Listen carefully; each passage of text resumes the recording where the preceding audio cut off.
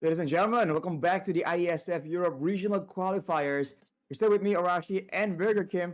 So today we're gonna see once again big showdowns in the ladies division. Yesterday we saw a different variety of styles, man. We saw a defending style, we saw a comeback attempt, we saw all-out aggression from the beginning, and today I think it's only gonna ramp up, man, because the teams that are playing today, I think they've showed great aggression in the first day of the ladies scene. I don't see why today will be any different. I mean, it is going to be the final day that we will be seeing these ladies in the European regional qualifiers. So they got to give it their best and, of course, to be able to move forward, right? Like, we've seen spectacular performances from Turkey, from Belarus, these teams that you've seen yesterday. And will they continue their onslaught from yesterday?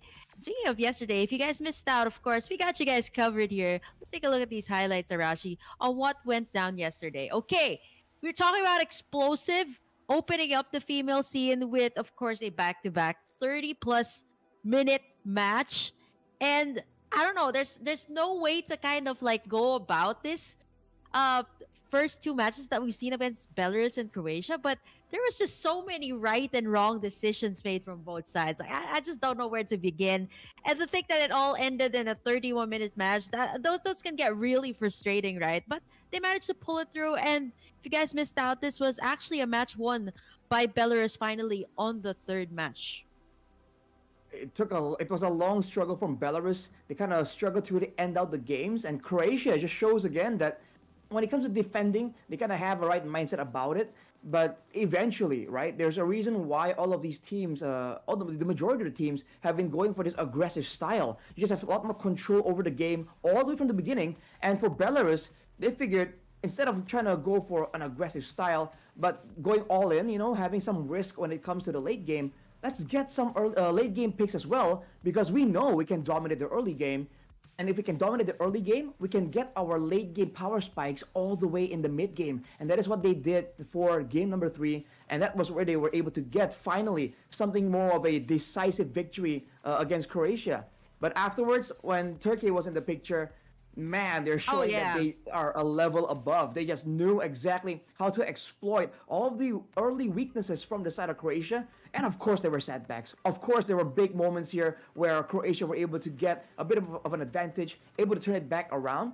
But in the end, Turkey made it seem almost inevitable that it's a matter of time before they fall through. And afterwards, after being treated to such an aggressive back and forth match, we are faced with Serbia and Ukraine, and that in itself was a crazy performance, man. Ukraine, we've been hyping up for a while now, and we've been talking about the crazy picks, and it shows up again. I mean, the Lunox shows up with a massive maniac in Oh game number yeah. 1, just setting the tone completely.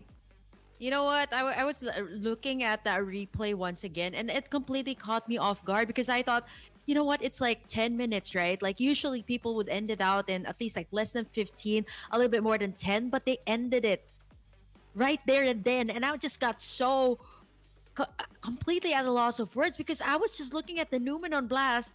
And then it just happened so fast. Like, I remember the IGN. It was like Amaterasu diving in with the order of brilliance, and then everybody just got wiped out. Another maniac we see in the women's division, but now we're gonna be seeing more, right? Let's take a look at the matches that we're gonna be having here today. And if you guys don't want to miss out, be sure to take a screen cap, or of course, just stay tuned here at IESF for all of the MLBB action. So we're gonna kickstart it off with once again Belarus going up against Ukraine in a BO3, and last but not the least, it is going to be Serbia versus Turkey for our final matchup of the day.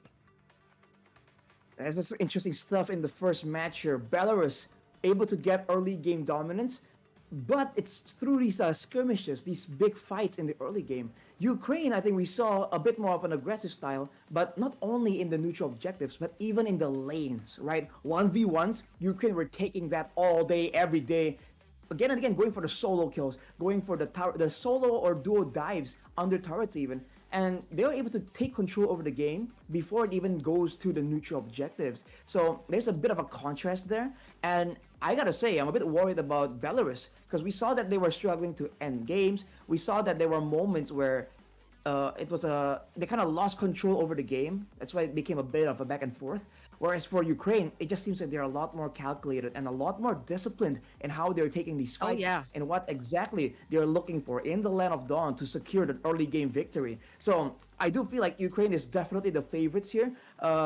If you just look at the data and just watch the tape. But of course, Belarus had time to adjust, and they showed again great adaptable mindsets when they were drafting out against Croatia. So maybe they can come up with something smart here, something intelligent to shut down that aggression from Ukraine. I think this is the question once again for Belarus, right? How to close the game properly because they definitely know how to start the game. They know how to be explosive. Come on. You're playing a back-to-back 30-minute match and you kickstarted those matches really strong. I mean, even up until the third game, Belarus was finally able to close it out much more cleaner than what they had in the first two matches yesterday. So hopefully for today, right, going up against a team like Ukraine, who can be as aggressive as they are, hopefully they can, find a way to close out the match if they do manage to get the dominance in the early game. But here's the thing, Arashi, what if they both are at par, right? Look, that's gonna be like the struggle for Belarus. Like, how do you manage in that type of situation? Because in the match that they've had yesterday against Croatia, it was really pretty much a snowball effect from start to finish. It was just a matter of how to close the game, right? So that was their only Mhm. problem. But today, you're going up against Ukraine. And again, Ukraine is a team that's no stranger to this skirmish heavy style. And in no small fashion, these skirmishes are decided too by the laning situation, right? If you have teammates that are losing in the lanes, it's harder to start off that skirmish on the right foot. And honestly, considering the fact as well that the way that Belarus was able to really get at least as a victory is by going for late game picks. I mean, it makes sense, right? Late game picks are great in the late game. That's why they call it late game picks. But in the early game, right? Considering they're up against Ukraine, so now they're put in a tough spot. Do they want to go for early game picks to win early against Ukraine, but risk not being able to end it out later on? Or do they want to go for that late game mixed draft that they showed against Croatia, but then risk Ukraine taking over? Because we saw that when it comes to ending games, the wave management, the Lord utilization, Ukraine is absolutely on point with that. And they like having a strong EXP or a roamer that can really force Belarus perhaps to go for a fight where they really don't want to, right? Force them into these engagements where they're out of position and their backlines are always going to be under constant threat. I think for Ukraine, I think with what they've shown yesterday, it was just a matter of choices again in the draft. So I think when you narrow it down to situations like this, when you've reached this point of the tournament, it's a matter of number one, winning the draft. Number two, how to put that draft into its full fruition. And we'll have to find that out in just a few more minutes. We're gonna see the drafting phase come up.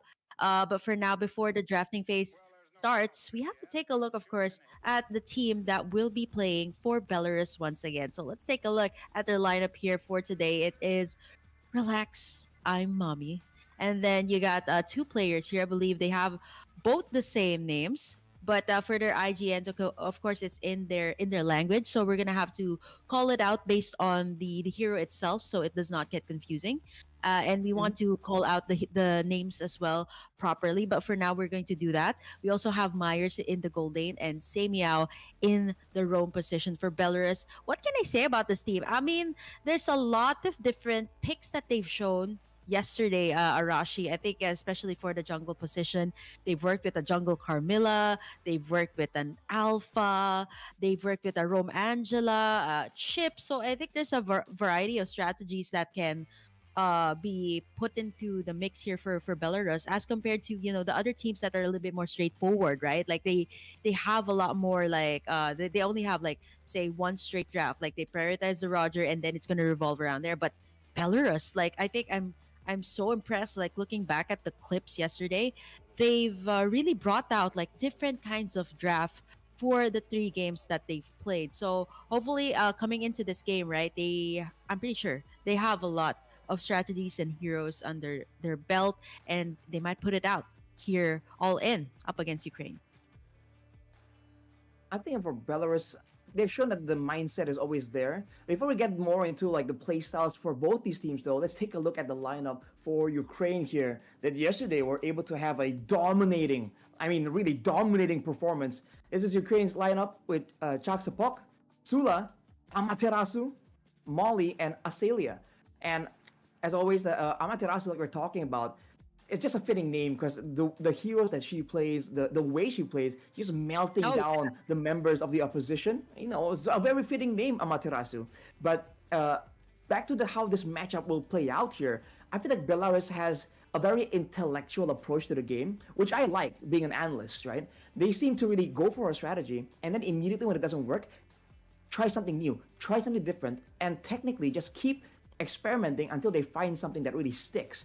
Which is why we saw that in game number one, where it was like a long game, they didn't really take those fights on the same way again and again. They kept changing their approach, and eventually it did lost them the game. But in theory, right, if they can really elevate their execution, right, on top of this of the smart draft, the smart counter picks and all that, I feel like they have a really good chance of getting a solid game plan that, at the very least, can be quite challenging for Ukraine to try and go up and shut down. You know, and on the other hand, for Ukraine, I feel like they're just a bit more experienced. So when it comes to the execution, I feel like they themselves are very aware that they, I think, beat a lot of these other teams when it comes to the execution already. So the only thing that we have to keep in mind is that intelligent approach, right? If they don't really give up anything too detrimental, any massive prio picks or hard counters for their lineup, it's almost like they can kind of coast towards a quite reliable victory at this point.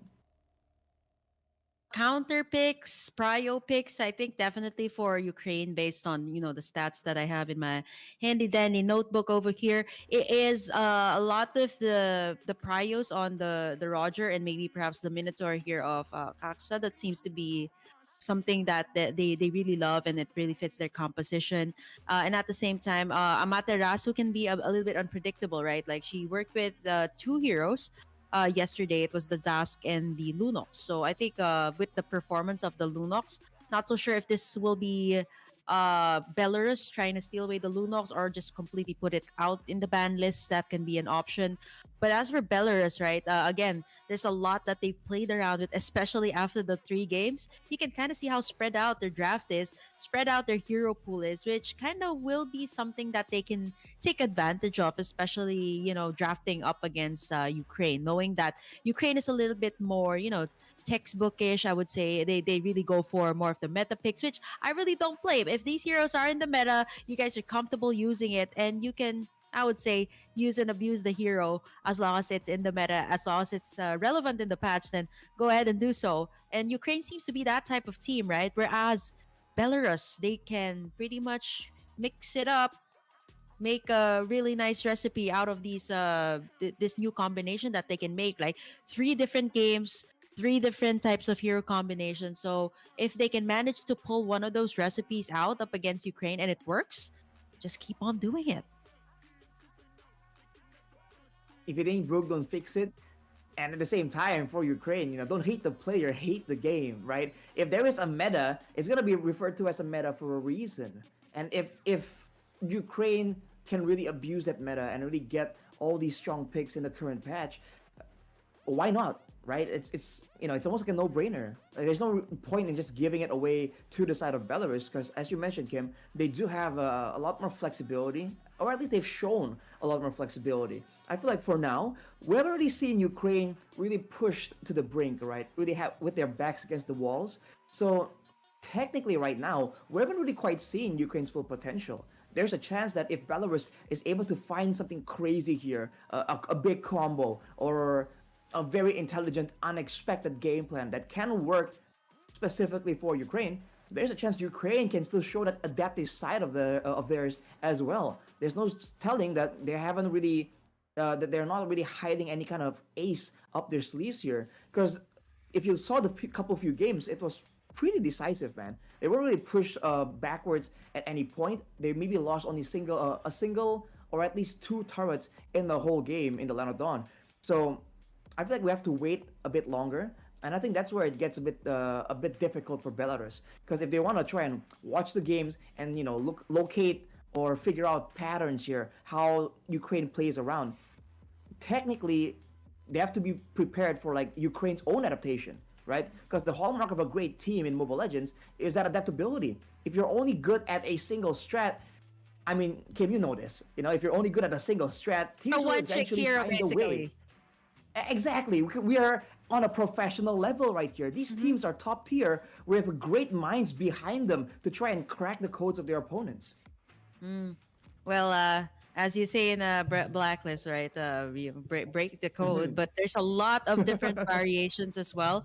I like to call it like variations of a combination. Say it's a strategy that say this team, let's say it's a combination of Belarus' strategy, right? And then Ukraine would steal that exact same strategy or exact same draft, but it can't exactly be the same, right? Because each hero can be played differently. I think we dived a little bit into this yesterday. Like, say if Ukraine kind of follows the draft pattern here of Belarus, they can actually make it different. Let's say the Ruby might actually work out differently here for Ukraine, right? Like it could be an aggressive Ruby, whereas Belarus maybe can have like a more defensive Ruby, right? Like there's like really different ways to play heroes, and I think it's all gonna boil down to the players. I think in particular the roamers here will be a big factor. Chip, I'm also thinking will be something that will be contested since this is something that is almost all the time on the ban list. If not opened, it will actually get picked up. There's a heavy center as well on the fighters this time when it comes to the ladies division. So we didn't really see a lot of the assassins, and I don't blame them a lot of the times too. Like we see the Ling, Hayabusa, the likes of those assassins being put up in the ban list. So Hmm. it just leaves the option for a, a different type of jungler. They go back to either fighter, insane amount of burst as well, the alpha that can get picked up. But here you are, ladies and gentlemen. We're gonna head straight into the draft here for Belarus and Ukraine. Belarus this time on the blue side, Ukraine on the red side. So Belarus will get the first pick. The Matilda and Zask immediately banned away. And as for Ukraine, it is going to be the Zushin. I think for Belarus, they can pretty much ban out anything that Ukraine has used or they think is a threat to them since Ukraine has been working on that straightforward kind of draft. So for Ukraine, I think they're forced to ban away some of these meta heroes as well because Belarus is on the blue side and has the first pick. Definitely an important first pick right here, but considering that Belarus, we were talking about this, has a bit more flexibility, a bit more calculative, bit more of a calculative mindset when they're trying to draft. I thought that they might really opt for the red side here and go for the counter, right? Having the last pick there that can be kind of adjusted, but they're content going for first pick, and it's a bit of a difference here because for yesterday, I feel like we saw a bunch of assassin bans more than in the men's scene, and that was quite surprising for me. But today, we're seeing a lot of mid lane priority right here, and that makes sense because right now with the way they play, right, with if they want to go for those early game skirmishes, that mid lane we already talked about the importance of it.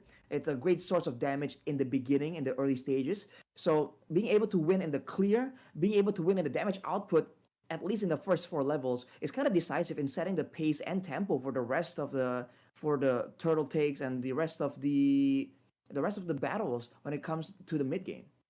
Yeah, the chip is also still open, and the Roger. I think for Ukraine, they are thinking of either banning out those one of those two that I mentioned.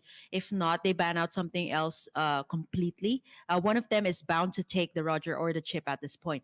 And I completely forgot about the assassins that sometimes are on the ban list. So it could be actually picked up here. So, speaking of the assassins, we haven't seen so much of that yet. Relax, I'm mommy. Again, very flexible coming out from Belarus. The Roger is open here. It seemed to be a priority for Ukraine yesterday, so Belarus can start it up with that one since the chip is no longer open. But they actually opted to start with the Ruby here, going in for the crowd control. I think they're gearing up that, yeah, Ukraine will pick up the Roger here. I think maybe a Roger Valentina combination will come through based on how Ukraine has drafted in the previous games. So the Valentina to pick up the I am offended, the Roger as well, something that Sula has picked up in the previous games. Not unless they want to go for an XP lane, Terizla here. For the taking, or maybe even Amaterasu's hero like the Lunox, since a lot of the mid lane heroes have been banned away already. if they want to go for the really aggressive level 2, then that could be an option. And that could be why this Lo Yi ban has additional benefits. So Mr. Kim calls out the Lunox. It does appear, but the high loss out of nowhere right here, I'm not quite sure where it's going. I technically it can still be flexed because we've seen the high loss Yeah, at least previously when it was in the meta. It can be really flexed around to the roam, the EXP technically, and occasionally I believe jungle. we did see it in the jungle as well. Exactly. Yeah. So for Belarus, they're showing a bit more flexibility because of that Ruby pick, but immediately after this Exburg is going to be a great pick for the immunity, right? For the ultimate Whoa. potential, for the denial Mhm. in the back line, but also to try and melt down this high loss. Big, tanky, beefy heroes really struggle against the X-Borg, especially if they are low mobility with no gap closers. They're susceptible to getting slowed down and just slowly but surely just burned down out of existence.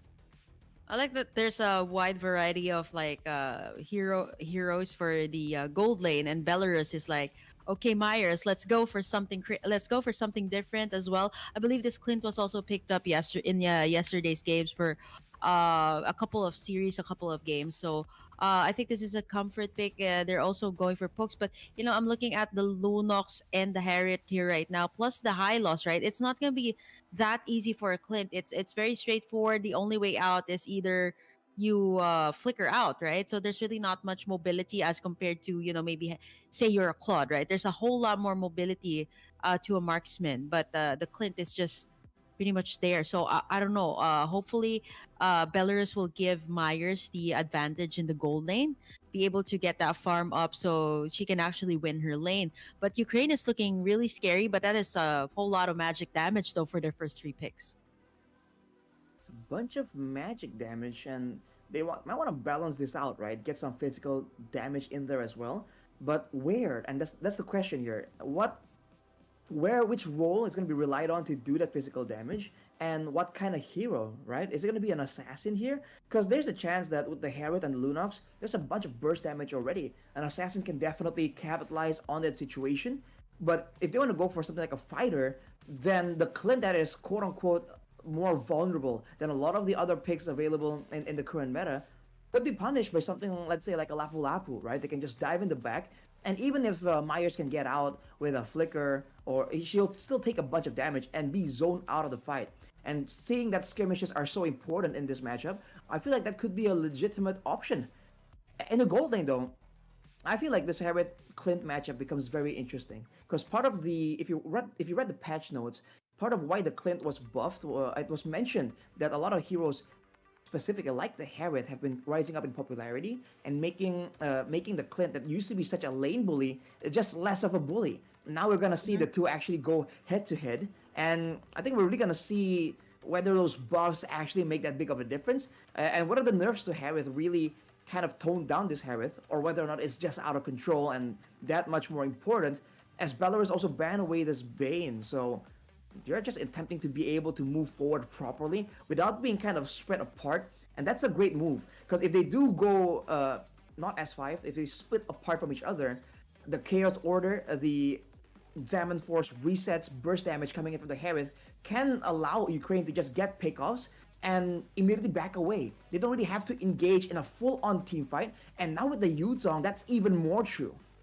Yeah, I mean, because I was thinking of like looking at the first three lineups here of Ukraine. I'm looking at okay, Harriet, they got Magic Burst coming in the form of the Harriet and Lunox, and then they got the High Loss with the Glorious Pathway. So I was thinking, who can actually reach the Clint, right? Because most of the time you're going to be seeing Relax and Mommy if ever she is the one who's going to be using this, which I think is going to be the case, right? It's a jungler Xborg and then a Ruby. So who's left to take out the Clint or whoever their mid laner is going to be, right? Okay, it's going to be Aurora. It has to be the Yuzo. So they have somebody already zoning in the backlines. The Aurora, though, up against the first three picks of Ukraine, but not up against the Yuzo. It might be a little bit difficult when it comes to positioning. And of course, the Ooh. Minotaur that Ukraine actually picked up yesterday. So I think they're also no kind of gearing up for a fact that this is a high loss that is super flexible. So they also banned away the Bane in the last game. So I think for Belarus here, they have a very frontline heavy composition, but with their damage dealers though, I feel like I'm lacking that AoE Arashi. I don't know about you. Like what are your thoughts on the Clint and Aurora here? I know they have like great burst potential once they have the right items, but up against the lineup here of Ukraine that is also equally scaling, what are your thoughts about this, right? Like when it reaches the late game, it might be a little bit hard to position. I think that's my main problem here, especially when they have that Oh Yuzong. wow. And to add it all up, right? Like with the Glorious Pathway, you got the Roger to actually go in for the like and pounds here. And if their front line is down, it's going to be really difficult. And that is going to be the final lineup here. The Roger usually gets picked up very early, and now it seems like it's an afterthought here for the side of Ukraine. It's like, oh, wow, okay, it's not banned away. Let's pick it up here. Or are they kind of saving the best for the last year? Well, they kind of put that mind game, right? We were even you were assuming that the high loss most likely will go into the jungle, but now they just bring out that Roger out of nowhere. And my real concern is just the big team fights. And for Belarus, I feel like they're just that's exactly what they're gearing for. They're fully expecting Ukraine to just go in aggressively.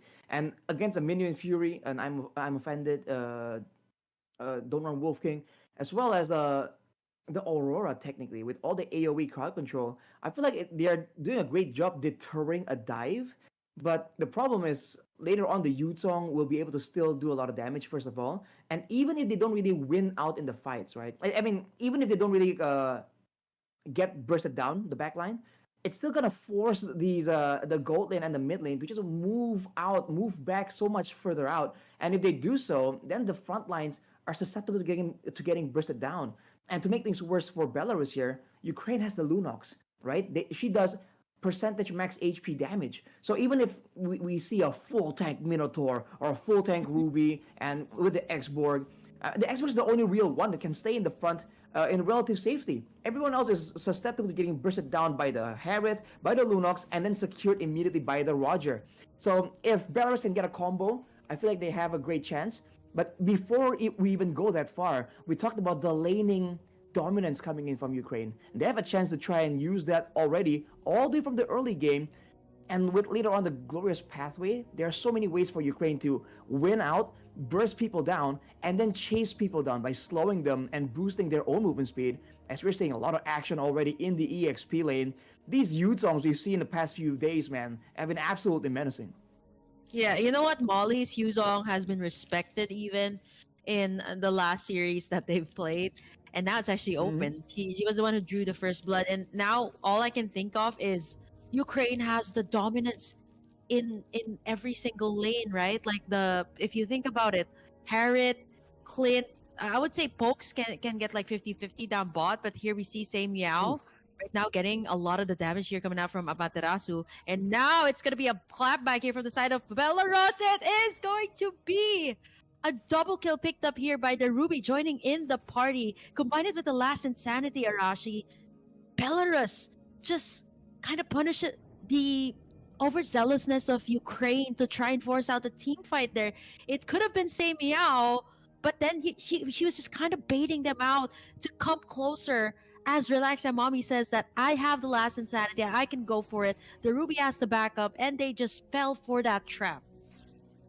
And initially, it looks really good for Ukraine. They were able to actually set a trap in the bushes and try to get a pick off before the turtle spawns.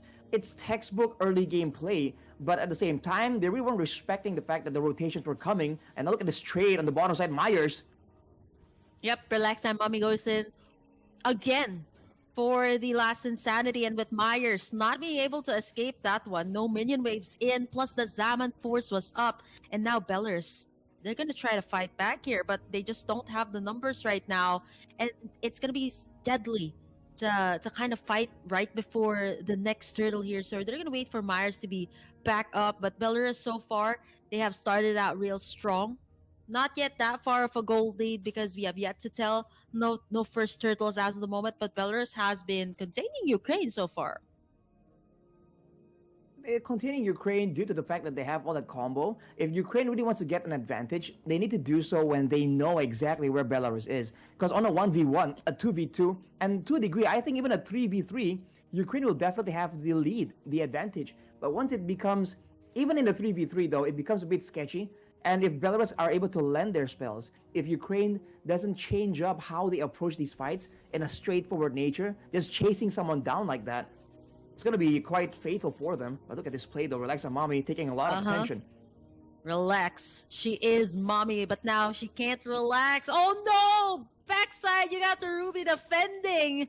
Relax, I'm mommy, but Amaterasu a little bit too deep there. She does get the double. And now here comes Molly and the rest of the gang. Will they be able to punish Semiao and the Vexana? Unfortunately, she does survive with a slitter of HP. I actually got confused there for a while. It's actually the Aurora there.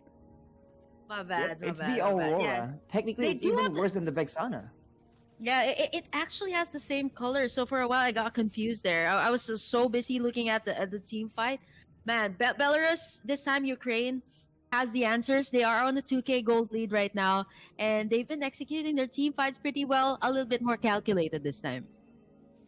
Well, they also were able to find a more decisive play due to the levels, right? The big ultimates and the item power spikes as well. Amaterasu 1v2, her brilliance orders out. Absolute menacer with the outplay potential. But now she has no ultimate technically, and she is also quite low. But with the sustain, this is the power of that Lunox, man. It's still so much staying power, and they immediately go for the turtle, and Belarus Yep. really was taking it, but at what cost? Yep, it is gonna be relaxed. I'm mommy. Gonna be securing in that turtle with the retribution. And they're not going to go for more here, knowing that Ukraine can definitely burst them down. You can start to see that coming out from Amaterasu and Aselia. But now we see the purple buff. Is it going to get stolen there? Oh, actually, no. It went to... Was that the Aurora getting in the Aurora, I purple think. buff? Yeah. Okay, so it still went to the side of Belarus, but here over on the top side, though, the Ruby's not going to survive here, as Molly and Sula will do a tag team here up against Belarus. And now Relax and Mommy, the rest of the gang here, going to get sandwiched in between the turrets here as the Black Dragon form is up. Order of Brilliance as well. And Semiao goes in for the Minoan's Fury, but it is going to be Amaterasu picking up the kill, and Belarus will not go for more.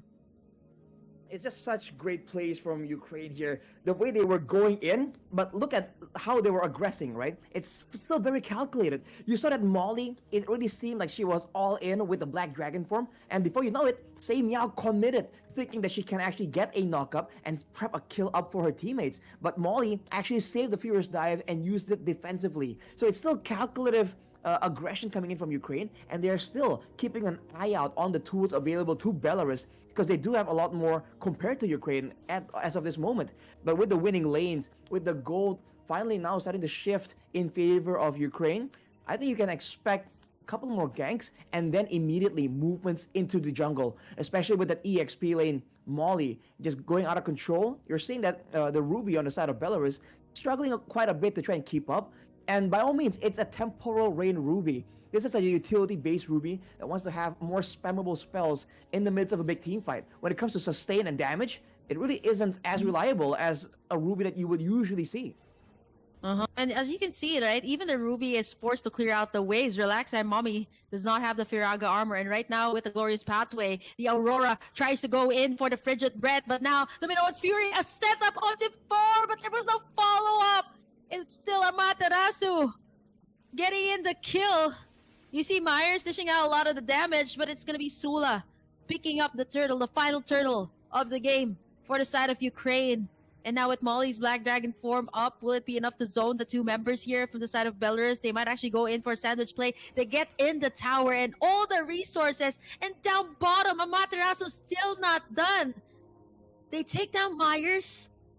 They take down the turret as well, and Belarus even not able to reach their own jungle resources here right now, as Ukraine is just always one step ahead. What can you say about the items here right now, Arashi, as we are probably heading into like perhaps the 4th item already here, for especially for the gold lane?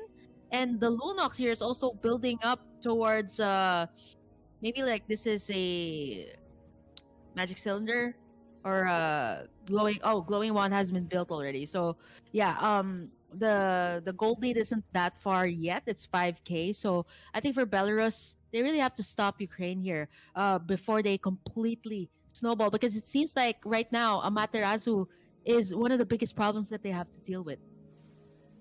it's just the balance, right? The aggression and defense available on this mid lane. We talked about sustainability from the Zask, from the Lilia. The Lunox kind of got overlooked for quite a while. Actually, we saw it flexed out instead of being used in the mid lane. But if you look at the items earlier, Molly picked up the Queen's Wings, man. So she's only going to become an even bigger menace as the game goes on. And on top of that, you saw that there's Oh, a lot of man. damage available already. Look at that. Yep, Amaterasu again going in for the pickoff. Myers was trying her very best to go in for the kill. But now Sula even. That was just way too close for comfort. Trying to go for the like and pounds there onto Myers. Oh man, 8 seconds before the first lord of the game. Belarus can't even touch their own jungle here right now. And Ukraine, I think it was just a hefty price to give away the Lunox. I mean, they started it out with a Ruby, and right now even their XP lane is not contained for now, right? The Frigid Breath seems to be stopping the tracks here of Ukraine, but not enough to burst them down. And while this is all going on, Molly is still pressuring the top side as Ukraine moves to go for this free guaranteed Lord. It's just too much front line, too much burst damage, and Belarus technically doesn't have a lot of good front line. The Minotaur has the same problem. The Ruby kind of has the same problem. Sustain base, right? Yep. You need to be alive to actually heal back up your HP bars. And you can say the same thing for the X-Borg. You saw that whenever Relax and Mommy comes in with the Last Insanity, it doesn't last very long at all because she's already so low every single time. So despite having a very limited crowd control on the side of Ukraine, the fact that they have so much damage to follow up on that crowd control just from the high loss or from the Furious Dive Petrify combo, it's just more than enough to just zone Belarus away from these hotspots that they require to get any control in the game. And we talked about the burst damage because Asalia has the Starlium side and Sula has the Endless Battle as well. This is a bunch of true damage. So even itemizing for physical and magical defense won't really help Belarus right now. They require other tools, max HP or maybe even the, more HP technically to go up against this pure damage coming in from the side of Ukraine. Yep, and they get slowed too by the glorious pathway and zoned out by Molly. They have to melt down this Lord. I believe you're really living. You're really living the moment here, Arashi. Watching Amaterasu just kind of do Amaterasu things here right now as Belarus is really struggling to find an opening. And Molly, though, getting in the Frigid Breath, and this could be the opening that Belarus needed so badly. The Last Insanity here right now. They're trying to go in and try and capitalize on this moment. Relax, our Mommy still has that Firaga armor onto the backside, though their damage dealers are still up. But Amaterasu is trying to get the members here of Belarus. She's really hurts here right now. All the basic attacks. I'm offended onto 3 members, but she gets bursted down in the end. Still by Amaterasu. Again, going for more. She is levels ahead, and even the X-Borg here of Relax, our Mommy just can't take the magic damage coming out from the Lunox. I feel like this has to be respected in the next game, Arashi. If this is actually going to be the case, or if Ukraine actually does take in this game, right? Like, how do you stop Amaterasu? Because every single time she's either protected by Kaksa, or she gets out with the Order of Brilliance. And look at the positioning of Amaterasu as well in these fights. Even there, she is so good at just slipping away out of vision and then showing up again when you least expect it. I mean, there, if Belarus didn't notice her, and they noticed her last second, but if they didn't notice and they kind of committed in that, in that tight spot in the jungle, if Amaterasu comes in with a big Brilliance Order on top of the other spells, that's going to be a huge amount of burst damage onto everyone. So for Belarus, they themselves have a vested interest in making sure that they don't clump around each other because they also don't want to get comboed, right? Even though Lycan Pounds can hit multiple people if they are right next to each other as well. So now, without the control, with no base turrets available, with the lanes already set up by Ukraine, that's a very quick Lord take. If they can burst the Lord that fast, they can burst anyone from the side of Belarus. This is the main problem. Oh, they've been doing that. Exactly. They can now wait just for that late game play, but Maya's is level 12, right? With not a lot of, and losing still when it comes to that gold income. So no real items available just yet to really match out. And if they're really going to have to use a bunch of these spells right here to deal with the Lord, I think Ukraine will definitely not let that go unpunished. See, this is what I was talking about the Clint, right? There was a priority on this earlier. I get that um it's the pokes, it can benefit from some of the newer items, but going up against a Harriet and a Lunox, which Ukraine has picked up first, it's going to be very difficult to position yourself, right? Like, and when your frontliners are out, like I'm talking about Relax and Mommy, Say Meow, and even the Ruby, it's going to be difficult. Here comes the Glorious Pathway. Amaterasu Oh, again going in for the Area of Brilliance. There goes the Minoan's Fury, but everybody from the backside is really low. Amaterasu still unstoppable at this point, going for a double, possibly a triple here, and going for a possible Maniac as Sula stops it. They lock in the base and take game number one. they just completely wipe out the whole team from Belarus right there. Like I said, they were just forced to try and put their attention on the Lord. And when it happens, you saw how decisive Ukraine was. They were just waiting on the wings. Like, okay, when is it? Is it now? Is it now? The moment they saw that vulnerability, they just go at it. And despite the fact that Belarus were kind of gearing up, were kind of preparing for that fight, I think Ukraine did a great job kind of misleading them. More on that later as we take a look at the highlights from the beginning. And you saw that initially, when Ukraine walk in together and they get comboed, it's a lot more difficult. But look at these fights. They're funneling members one by one to try and salvage a bad situation from the side of Belarus. And it's just not possible. Right here, you see again one more weakness from the side of Belarus. The fact that they already got a single pickoff and they were trying to go for a fight, but they were unable to force Ukraine to stay and commit to this fight. They just walked out casually almost as Amaterasu comes in for the flank, and that threat kind of forces the members of Belarus to back away. And even if they want to try and punish Amaterasu on the Lunox, the invulnerability from the Brilliance Order allows her to just get out of it. So it's a lose-lose. They can't focus the Lunox, and they can't pursue the fight any longer. And because they're stuck in limbo, that's where Ukraine can go for some burst damage, hang back, wait for the cooldowns, and burst once more. And even a single attempt at just bursting someone down is already so much damage, let alone 2 or 3 times. And in that final fight, like I was saying, man, you saw that the Minotaur was trying so hard to make a play, even flickering on the backline. But the issue is they were separating the main carries there. The Herald and the Lunox were so far apart from each other that the Minion Fury cannot land on both. So Belarus was forced to pick one to try and crowd control, but Ukraine was so far ahead that if the Harriet gets knocked up, then the Lunox can just melt everyone down. If the Lunox gets knocked up, then the Harriet can still just delete everyone. And that's before even considering that the Roger is in the picture. So from the drafting phase, I think things definitely have to change for Belarus. Hmm. Well, I think for Arashi here, he's just too amazed at what happened there. Like it was just a matera. So I think I just have to like add this before we head on to our short break. Like I thought I was gonna get deja vu because that was like a triple kill, like that exact same thing that happened in the match where Amaterasu got in that Lunox, right? Like she got a Maniacs, a Mhm. triple, and eventually the game ended. So I thought it was gonna be a little deja vu there. Arashi also blurred up a little bit with how intense Yeah. he felt about the entire match. But you know what? We have to take a little breather here first because we weren't used to this because yesterday we got in like back-to-back 30-minute matches, but for now we have quick matches and a quick break, so don't you guys go away. The IESF women's regional European regional qualifiers will be right back.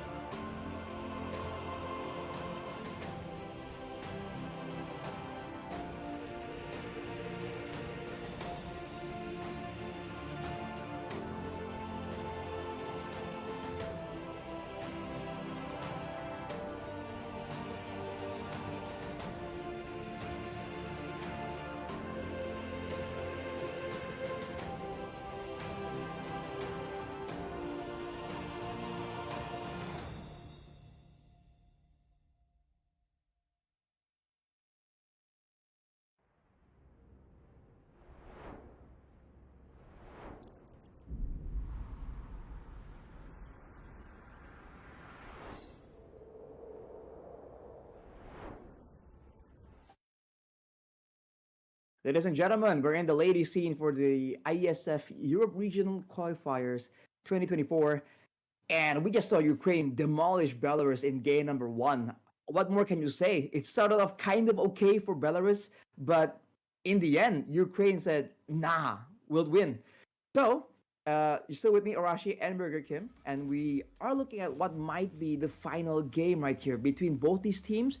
But of course, we've seen crazy upsets already, kind of. So, we will never cross out that possibility just yet. I think for this particular matchup, Ukraine's heroes in particular, right? Like I was talking about the Roger and Lunox earlier, that should be on the ban list. I wouldn't say, should you say Roger should be in the ban list right now, knowing how many times it has been picked up in the matches. And I think the Lunox, there's nothing much that can be said. A triple kill in this game, and in yesterday's games, you've seen a maniac from Amaterasu. I think that should be something that Belarus should consider, especially when they're drafting for the next game. Maybe either ban out the Lunox or either steal away the Lunox for their side. That'll be quite the solution. I think it's possible. More than that, though, I really feel like the youth song is something that they have to try and find a solution for as well. Because of course the Lunos could be all around the place, but like we said, there's a direct correlation between a strong, good EXP laner and how active a mid lane can be. And maybe if they really want to win this out, right? They can really go for the same strat, but get a bit more wave clear. Because you can see that they were really quite struggling to keep up with the mid lane push, and with the top lane already just swinging so heavily in favor of Ukraine, it's almost like the top side of the map is controlled and it just swung down towards the mid lane and then eventually the gold lane. Because we talked about this matchup for quite a bit, and it seemed like it's relatively even. The Harith and the Clint, not a single player was really winning it out, snowballing out solo. It's only when the whole team comes together that we saw the Clint just was so powerless under the turret. So turns out, I think Belarus is thinking that the high loss as well becomes an issue, and that makes sense because it's a bit of a continuous source of damage technically, and having that massive front line is part of why we saw that Belarus were struggling to really be able to threaten the members of Ukraine, because at the very least, if they really have to commit everything to try and stop the Hylas, then they won't have anything left for the rest of the members. And Ukraine wasn't really grouping up together. So that's why they start this banning phase off by banning away the Hylas. But in your opinion, Kim, the Lunox, in my opinion, the Yusong as well, we'll see Yuzong, what ends yeah. up being let go, because the first pick is still in favor of Ukraine right here. So maybe Belarus wants to leave open all these options, and then now force Ukraine to pick one up and trade it for two really strong laners or really good AOE heroes to try and get a better of Ukraine in game two. Yeah. The high loss here, though, I think it was, I would say, I think a problem for, especially for the front line here of Ukraine, right? Like you got the glorious pathway slowing things down, but this means that there's gonna be so much left open here for Ukraine. I'm talking about heroes like the Chip, heroes like Matilda that were actually banned away in the game number one that could be open here. Or our power Mhm. picks here for Ukraine. They can also go the route of taking the Roger first as well, or maybe going for Molly's hero, the Yuzong. This time Ukraine is actually the one who's gonna be banning away the Chip, which kind of means that they have something Ooh. else planned for their first pick, right? Like usually you're on the blue side, you kind of want to go in for all of these respect bans, but this means that Belarus is still gonna let the Lunox slide. So there's that. There's also the Yuzong here of Molly that can be prioritized, or not unless they want to go the route of the Roger first. So there's a lot to take in here. I think the Lunox would also still be a very safe first choice, right? Like again, super flexible, gold or mid lane, but most of the time we see it in the hands of none other than Amaterasu. So are they gonna go kind of that route, or kind of start off with something a little bit more, again, textbook, straightforward, just go for the Roger? Mhm. And you have to keep in mind that if they go for the Lunox, they're leaving the low Yi that they Oh did yeah. ban away in number one. So now Belarus has a chance to go for this macro style. But I ain't trying to be mean, but I do get flashbacks to that one diversion play we saw in day one. So I don't know if Belarus if I still have it in the back of my mind, I don't know if Belarus still has it in the back of their minds, because that was quite the unfortunate way for things to play out. Uh, they can still show again that they have that macro play, and that diversion could be the solution here to keep up with the tempo and the rotations coming in from Ukraine.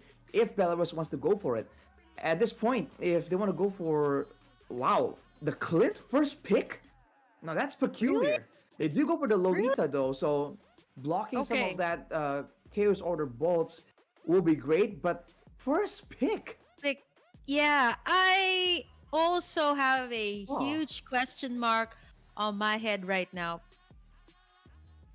Where's is this for real though? Like sometimes like you kind of see like it's a different thing when we head into the mm-hmm. land of dawn, right? But it is okay, we'll have to find out later on. But considering that Belarus has picked this up in game number, I was already questioning them, right? Like, how can the Clint, or maybe they're like, okay, maybe second time's the charm here. But to go up against the Lunox, right? You're powerless. You get slowed by the orbs coming out from the Lunox, and then you give another power pick up to Ukraine. All of these picks are just Yes, way too good for the side of Ukraine. The first three picks already are so scary enough, and Belarus only has the Lolita here to set things up, right? And that's only one. So they need someone else here to have the playmaking capabilities, give their XP later, something like that. There was the Ruby earlier that they've picked up. Didn't really fare well up against Molly's Yuzong that can really be aggressive. So maybe someone to go up against the tempo of the Yuzong. There's the Terizla when it comes to the XP lane. And oh, I forgot about this one though, but I would say, I guess, slightly better, but against the Yuzong though, it's such a power pick in the XP. But I would say the Edith is, I would say, a much better choice. But the Clint though, in the first pick here of Belarus, is just what's making me scratch my head here. Now Belarus is gonna go on and go into the second banning phase here right now. So they're gonna go for, of course, gold lane and jungle bans. The Roger that has been a staple in their lineup, it is immediately going to get taken out here for Ukraine. Are they going to take out the export here of Relax and Mommy? It seems to be a thing that she has been using, and there you go, right on cue. The export gets taken out. Apart from that, there's also the XP lane that they have to consider here. I think there's a lot of unconventional XP lane picks as well for Belarus. So I think it really boils down to who Molly doesn't want to go up against. But with the Yuzong, right? Like she can go up against anyone at this point, right? Even man, I'm thinking like, is it gonna be jungler bans here or maybe mid lane bans here? Somebody that can go head to head with the Lunox here since the Juicin is out. So maybe Savior, something that can go with the meta or something a little bit more hmm. sustainable like the Lilia. I would say is a good pick here for Belarus, but instead they just go straight for jungler bans here for Ukraine. They're gonna take away all the options here for Relax and Mommy. I am thinking if she's going for something along the lines of more of true damage like the Alpha, or maybe something a little bit more bursty like the Leo Mord. But going up again against the first three picks here of Ukraine, it's really going to be difficult to pull those off. Alpha, though, would you say that's a good choice, or would you say something like a Julian that has a little bit more ins and outs when it comes to the team fight, or maybe just something a little bit more straightforward, assassins? Do they go that route? I feel like utility would be what they're looking for. They have a great source of physical and magical DPS with the Primal Wrath and the Clint, and they have taken the Lolita Oh, as well. So technically, they're kind of gearing assassin. for a front to back, but the Hayabusa, it's strong by all means, but there's not a lot of good targets available here for the side of Ukraine.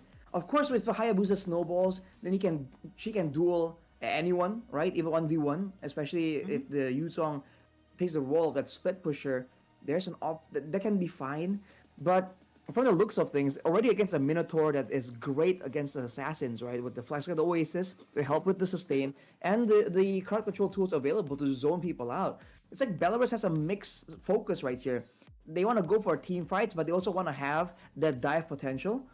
Yeah. Whereas for the Ukraine, it's more in line with everyone on the same page, everyone Yeah. going in for the dive. And the Yuzong, I must say, like in a way right now, looks a bit more dangerous compared to the Hayabusa, but that's an Whoa. Irithel And then Nolan, Okay. hey, what? The Irithel hasn't been seen for so long, and the great crossbow can still be bounced back off the bulwark from the Lolita, so it's still not exactly a quote unquote ideal pick, but this just means that Ukraine has so much mobility. The Lunox, the Yutsong, the Irithel, and the Nolan all can move so fast around the map. The only real slow lumbering front line that they have to kind of keep in mind of is only the Minotaur.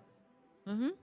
Yeah, that's the one that's gonna frontline apart from Molly, right? But Molly isn't really that much of a frontliner, more of somebody to zone, somebody to have access onto the back lines. Belarus needs a mid laner, and they're gonna lock in the Odette. I think the only real threat for the Odette here, well, actually, there's two.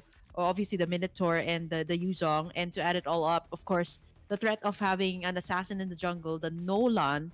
But how does that fare though up against Amaterasu, who has been so good up against the Slunox? Again, probably the mage that I would say never goes out of style because it's pretty much like the Kagura. There's a lot of ways to get in the clash, disperse from the clash, as compared to like other mages, right? Like you have one way in, really not much mobility, but yeah, how does that fare, right? Like the Odette up against the Lunox in the mid lane. I'd say they both have great AoE, but who wins? Like it seems like it's still going to be Amaterasu. How's the laning looking like so far? Because I'm looking at power picks in the XP and the mid, but in the gold you got an Iritel and a Clint, a matchup that we don't really see in the current patch here these days, Arashi. So what do you have to say about this Clint Iritel pickup? Like should uh Ukraine have gone for a different marksman because there was a lot of marksmans open, right? The Claude, the Brody, the Iksha, these were all still open, and they actually chose to go for the Iritel. What's the reasoning behind this? Is it to escape the Ugi shadow kill here from the Hayabusa, or what is the I'm trying to think of what's the concept between this, or is it Uh-huh. because of the massive like poking potential it has as compared to the Clint?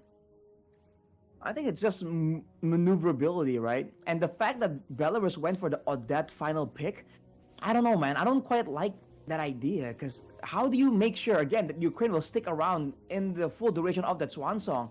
You're seeing the aggressive plays. They're trying to make plays into the jungle to try and put Relaxa and Mami further behind.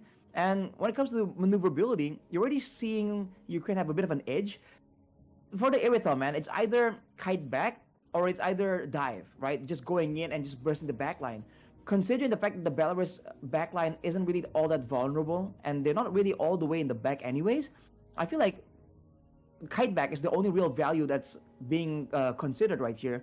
Looking at the wave clear though, Odette and Lolita not gonna be doing so well against the Minotaur and the Lunox. So once again, Ukraine is gonna have the first move every single time in Hmm. this early game skirmish, and the Oh ESP ain't yeah, no different, man. That's a big amount of burst damage. First blood. onto the Edith. Yep, onto the Edith, and here goes Relax and Mummy. Has a level 4, pops into Ugo Shadow Kill, but it's not enough to take them down. Molly getting in that level 4. Both junglers are actually Sula forced to back away right before the turtle. So I think that is maybe something that Belarus can actually take in for themselves. But I think it's too early on. We're talking about assassins here that are blue buff dependent. Hayabusa, I would say the Nolan as well. So they have to start up with the purple, then go in for the turtle fight. Lots of ins and outs access when it comes to the team fights, but not now. Arashi, we're just gonna go on with a quick pause here before we head back into the game. But looking at the matchup here again,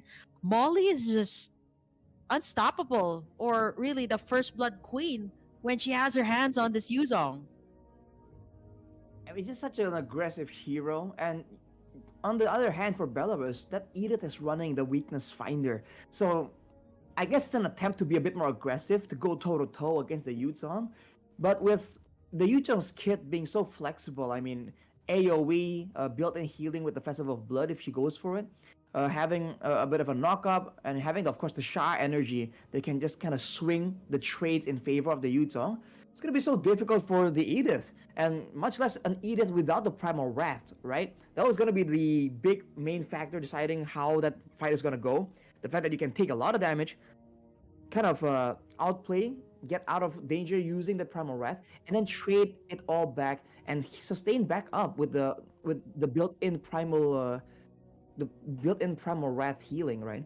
But it just wasn't allowed at all from the side of Ukraine, and I feel like Belarus should know this, right? They should really expect the aggression to go in the EXP lane from Ukraine, because why not? With a Yutong already available, with a Nolan even, I feel like if I was the Edith, I would be under the turret, man, all the way.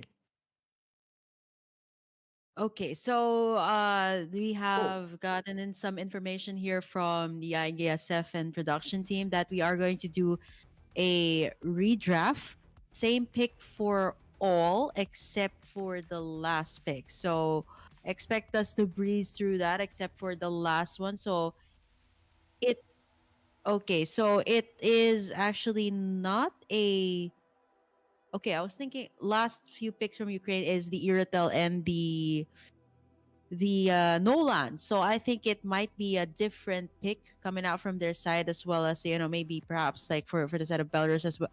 Belarus as well. So let's take a look at the draft once again. Once the drafting lobby is ready, we're gonna have it up and show you guys. But pretty much it is the same. That's why I was wondering, like, what is the concept for the for the Iritel, right? And the mhm. Nolan I could understand, but the Iritel, like I was thinking like what could they go for, right? Like pretty much they can go for anything up against the Clint. I would say Mages would be good. The Harriet even is also good when it comes to that factor. But what would you have picked, Arashi? Say since we're already going to the redraft here, like what would you have picked if you were Ukraine for the last two picks, right? They needed a jungler and a gold laner.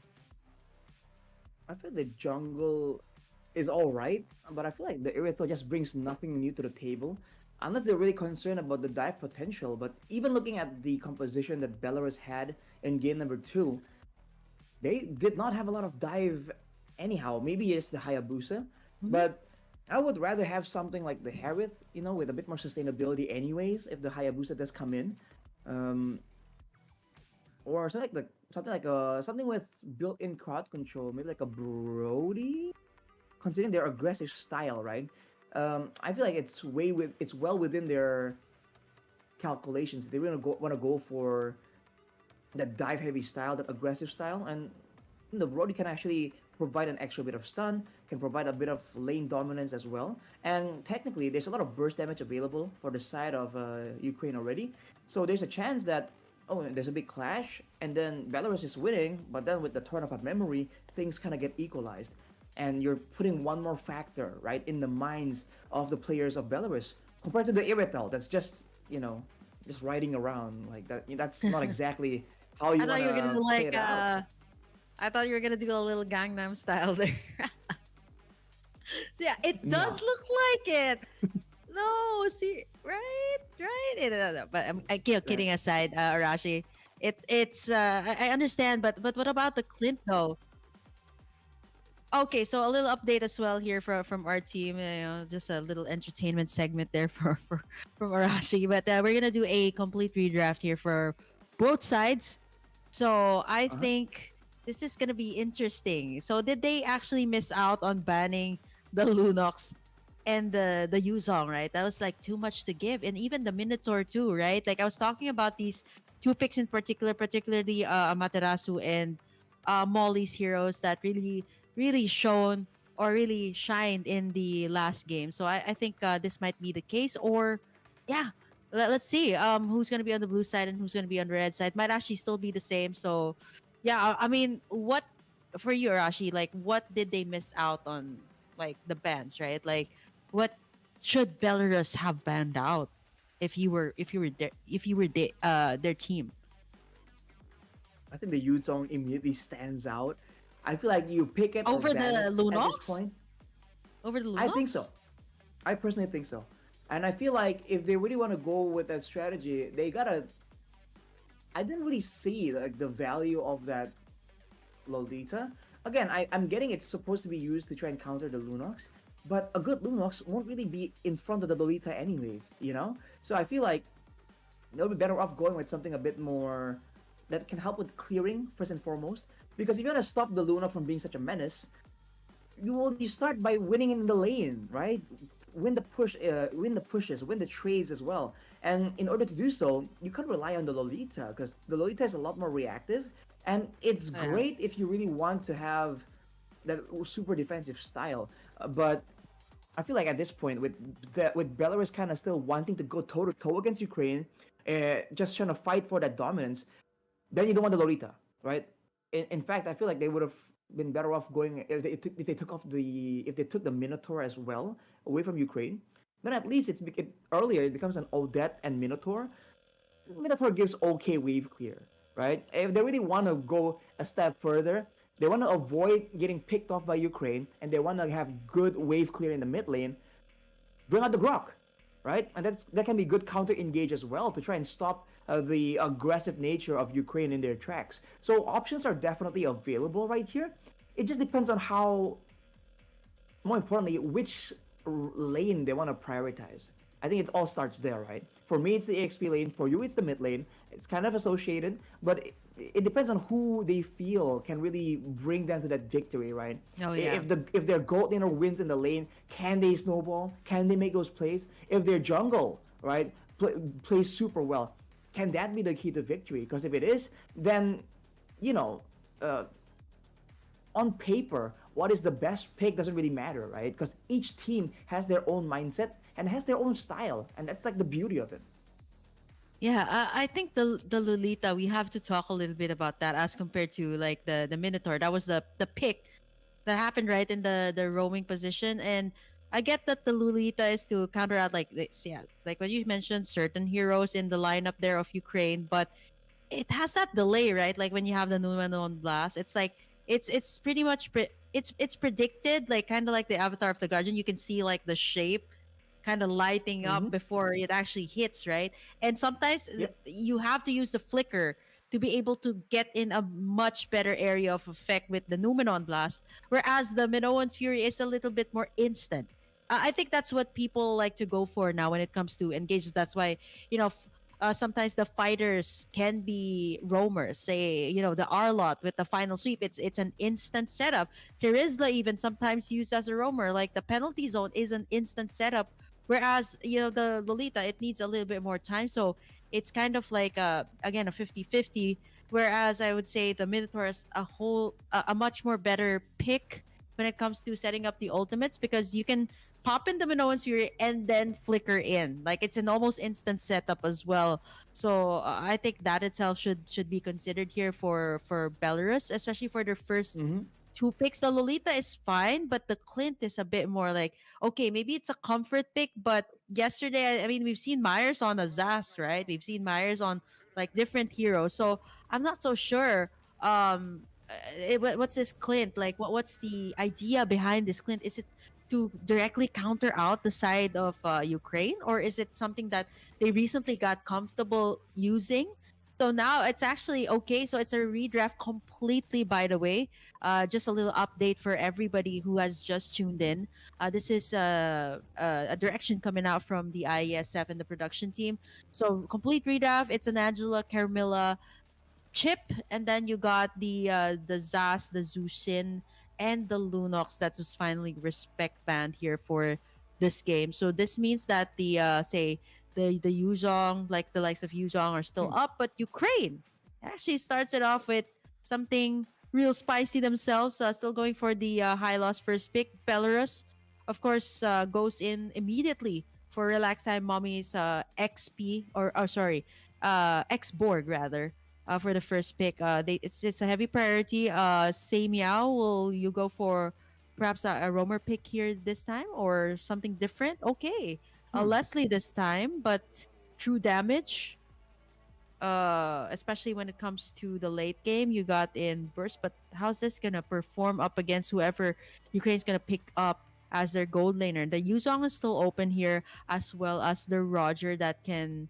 The Roger might be a bit difficult Oh, though, but it's still, this is looking really weird and a little bit of a deja vu. But you know, Ukraine's like, okay, you know what? We'll pick up the Clint ourselves. Let's go that route. how to But turn tables, man. The Clint now in yeah, the hands of Ukraine. And on top of that, I guess they're really Ukraine really values being able to have that chase potential with the glorious pathway. And I do Oh, wonder there you go. if they really think that Belarus won't go for that Yuzong. I don't get like why, right? I mean, I feel like if Belarus really wants to try and win out of the XP lane, the Yuzong becomes a no-brainer. But we haven't seen them really prioritize that as well when they do have a chance to pick it up. So they're going for a very true damage oriented strategy here with the X-Borg and the Leslie. But now for Ukraine, they have a lot of damage and they have a lot more slows here from both the Hylos and the Bane. And when it comes to it becomes a more front to back burst heavy style from Ukraine, which is why the Matilda could be good here. Leslie and Matilda together can be very elusive, very difficult to catch, and I do believe that right here Belarus should ban away the Yuzong. But if that's the Yeah. idea, then I do wonder if Ukraine, I think they can go for more damage or they can go for a Wow. hero with more crowd control. Look, it's massive respect to Amaterasu. They're not even gonna let her play. Look at the bans here, Arashi. It's like all for bans. Ban Amaterasu. Valentina, I would say I think these are I would guess standard, but both the Zas and the Lunox have been used by Amaterasu. So I think in this game, this is gonna be the first time I'm actually gonna be seeing her play something different. So for Ukraine, I think they still need somebody in the mid lane as well as the XP lane. So somebody that can go head Hmm. to head, of course, with Molly. So the Yuzong. Terizla, I'm thinking, but there you go. They're Yuzong finally respected here by Belarus. A little bit too much to give, though. If I would say, if you still have that, you got Leslie, right? So you wouldn't. Even though there's the Matilda there, the Yuzong still has really great backline access. And under the hands of Molly, you've already seen it. She can dominate in the first few minutes of the game. And I think that has been respected. Ukraine here, if they ban out more mid laners here, that means both these sides will actually be at a contest for mid lane power. So nobody has revealed their cards just yet. I think for Ukraine, they are kind of debating should they take away XP lane or the mid lane. I think at this point they are just going for options that Belarus has actually what Belarus has actually picked up in the previous matches and even in the previous draft. So they're actually taking away the Odette as well, which leaves the option of when you're talking about the mid laners right now, Lilia, Savior, these are still open if you want to go for the global presence. I think it's going to be a little bit more difficult for the Savior, though, to be on the side of Ukraine since there's dive setting potentials here with the Matilda as well as the X-Borg. Yeah, there's that potential, but with the backline being so vulnerable, I'm wondering if something like a Masha might show up, big HP pool to tank up that true damage, and you can just delete something like a Leslie that's relatively immobile with the Thunderclaps as well. So I feel like that could be an option. But Belarus shows again that they go for this Edith, and now without the Yutsam available for Ukraine, there's not a lot of heroes that can kind of just go toe to toe and be as flexible with crowd control, damage, and wave clear as well. They can go for Terizla if they want to have that beefy frontline member, but I feel like they want to get something with a bit more chase potential, a bit more aggression here, because otherwise they're really relying only on the glorious pathway. And technically, there's a bit of a conflict of interest here between the Bane and the Hylas. One wants to kind Mhm. of slow them down, and the other kind of pushes them away with the deadly catch too. So it turns out it's gonna be a farsa though for the side of Barca. Ukraine, bringing out the burst damage, and that's a great option here, along with the Terizla. I feel the Terizla kind of suffers here from all the true damage sources from the side of Oh Belarus, yeah. but considering the combo available, right? Penalty zone, maybe set up with a glorious pathway into the feather airstrikes.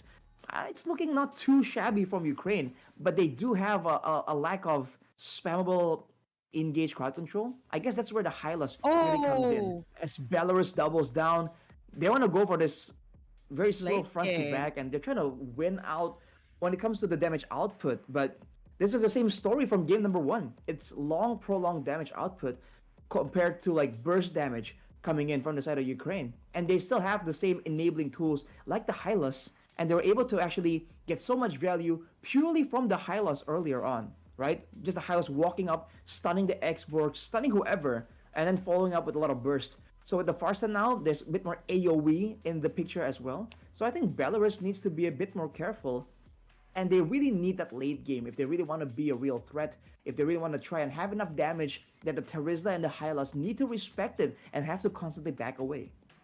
Yeah, I'm actually, maybe for some they don't understand the logic behind picking up a Sicilian. Like usually, they'd go for mid laners right now. It's like top picks are usually the savior, right? Like why go for the Sicilian up against the Farsa who has great AOE, but not a lot of people know that it's actually a counter out to the Farsa, like the Sanguine Claws, right? Like and it has been buffed by the way recently in the current patch, so when you have the sanguine claws up, it can kind of cancel out the feathered airstrike, or yeah, can disrupt the feathered airstrike. So I think that's good as long as again the positioning is going to be crucial here for the damage dealers of Belarus. So I think they have to watch out for the penalty zones. Although you did mention that the Teresa is going to suffer a lot of the true damage, plus the insane burst when it reaches the late game. So I think with that being said, the only CC they're gonna have is gonna be the Terizla when it comes to the team fight, because the Hylos is more of okay protecting your back lines, somebody that can slow down the enemies before they can reach the damage dealer. So I think the Terizla is the only one that has that playmaking capability as of the moment. And for Ukraine, I really feel like they also have a bit more like a hidden change in how they want to play this out. Because of course the Farsa can't really deal with tanks as well as the Lunox does. It doesn't provide the same kind of burst damage. But look at how much more active Amaterasu can be with the wings by wings, just roaming around and clearing the waves so much faster. Right? The Lunox can still clear earlier with assistance from the Minotaur, from the Hylos, my bad. But with the Hylas and Farsa, it's going to be very difficult for Mathilda and Sicilian to try and keep up with it. Of course, with the bad impact spam, won't be too much of a problem, but it still means that Belarus is going to have to be a bit more careful. And with all this pressure, they now have a Bane that is kind of notorious for clearing fast in the jungle as well. So all these factors kind of lead to the same playstyle with a bit of a difference, but I think it's an important difference that Belarus needs to try and adjust for.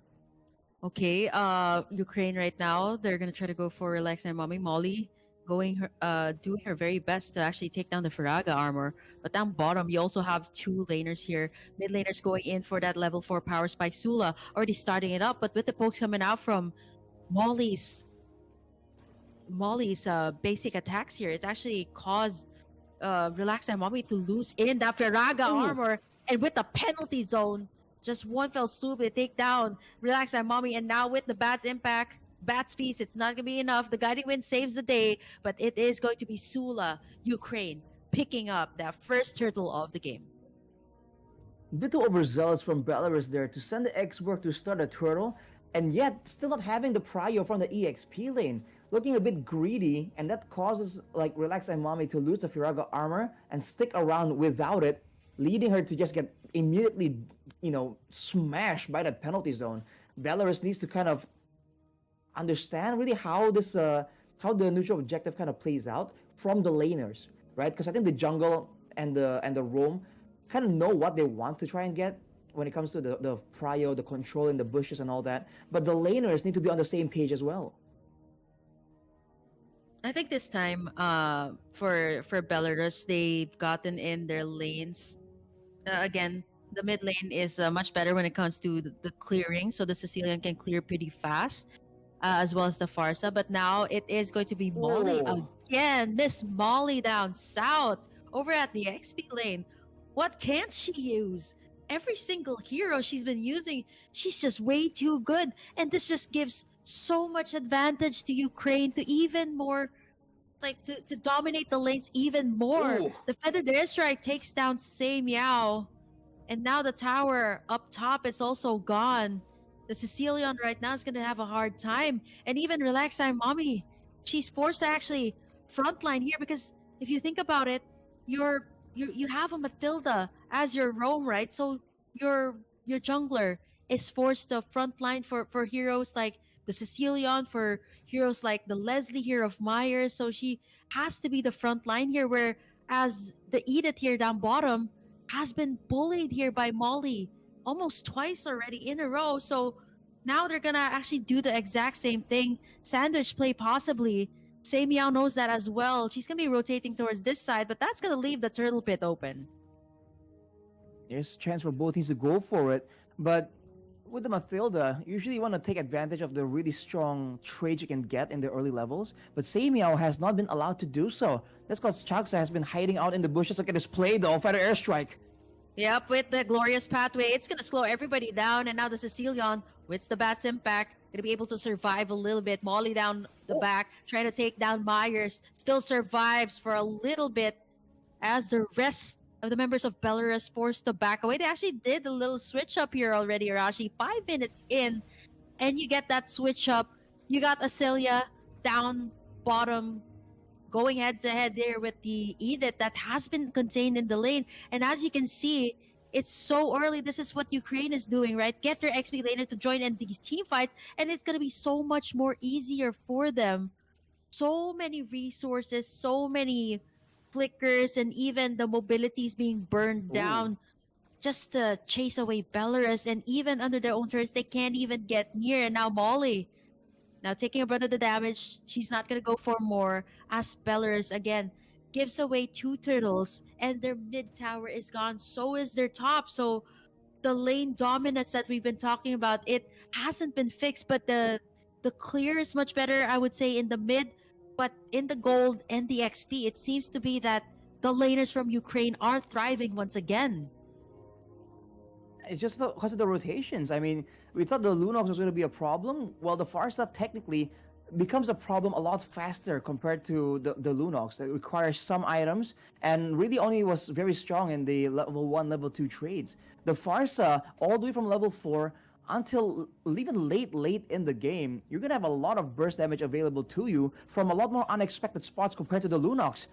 You see this is Edith forced to back away. Looking at the items here, only Berserker's Fury completed for Myers, as opposed to the Endless Battle that gives Acelia a lot more mana to work with and still gives her a bit extra sustain and burst damage, as now Say Meow might fall victim here. Molly's waiting for her.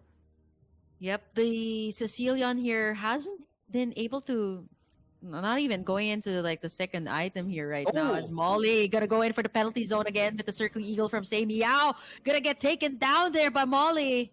She's suffering a little bit of the damage here coming out from the Bat's impact and the Bat's feast. But there you have it. Again, Ukraine goes for the exact same thing, taking turrets after turrets, objectives after objectives, and even their own jungle camps by the 7-minute mark. Relax Time Mommy isn't able to farm anymore. She's like 2 levels below Sula. Right now going straight for the turtle. Gets in the last one for Ukraine. They get the turret down bot. And honestly, it's a low kill score count. And I can't believe I'm saying this myself. Like, 1 feathered airstrike, 1 penalty zone, it's enough to burn out these flickers from Belarus. It's because they're just so much more vulnerable right here. A lot more squishy targets available for the side of Ukraine to burst down. It all depends on how well they can focus down the Sicilian later on. Because by all means, we've seen more of a front-to-back approach here from Ukraine. It's just front-to-back, but burst reliant. And they don't really, they're not even relying too much on basic attacks from Acelia here. So it's all about making sure that the guy in the front takes a huge amounts of damage. Later on, though, the Sicilian can kind of help that out, but Last Insanity already gets used. It's a great way to clear the wave, but Ukraine is persistently staying there. They're just going to be poking the towers here. And even the Edith forced to zone everybody out. Back to safety. She does not have the flicker just yet, so any single feather airstrike that could cause her to come down real low, 1 deadly catch, or maybe even the poke someone out from Acelia, it's gonna hurt. And now in the purple buff, it's actually stolen away. Belarus managed to snag it for themselves. Yeah, got taken by the Sicilian. That's a great win in the grand scheme of things, but that means that Relax Amami is going to be even further down when it comes to the levels and the goal. The Gorge pathway, though. Oh, penalty zone! And the penalty zone. Yep, again, they've used the flickers out, the feathered airstrike. That's going to be 2 down. 3 left to defend here for Belarus. They back away. It's their damage dealers, but the one that's fronting here is going to be Say Meow. They're going to get in this first inhibitor on the mid. Are they going to go for the straight push? Oh man, the slows from the Ring of Order. It just This slowed is down the so much Sicilian. slow. It's Yeah, an it didn't insane even have amount the of slow right flicker. here. Oh There's man, nothing they can that's really tough. do right there, and the burst damage also coming through from Ukraine, dude. Because you saw that the moment the Sicilian walks up, gets immediately deleted there, and that's before Amaterasu was even in the picture. So that long range ultimate now is becoming a problem for Belarus, showing again that for Ukraine, the Lunox would have been great, but it doesn't mean that Amaterasu is locked out. Even with all what like 6 bans targeted towards Amaterasu, she still finds options here that really is beneficial for the team. Later on, even when the Sicilian has that damage, there's a chance that Ukraine can just use that feather airstrike to zone the Sicilian out, right? Without really allowing him to actually get anywhere close to the fight.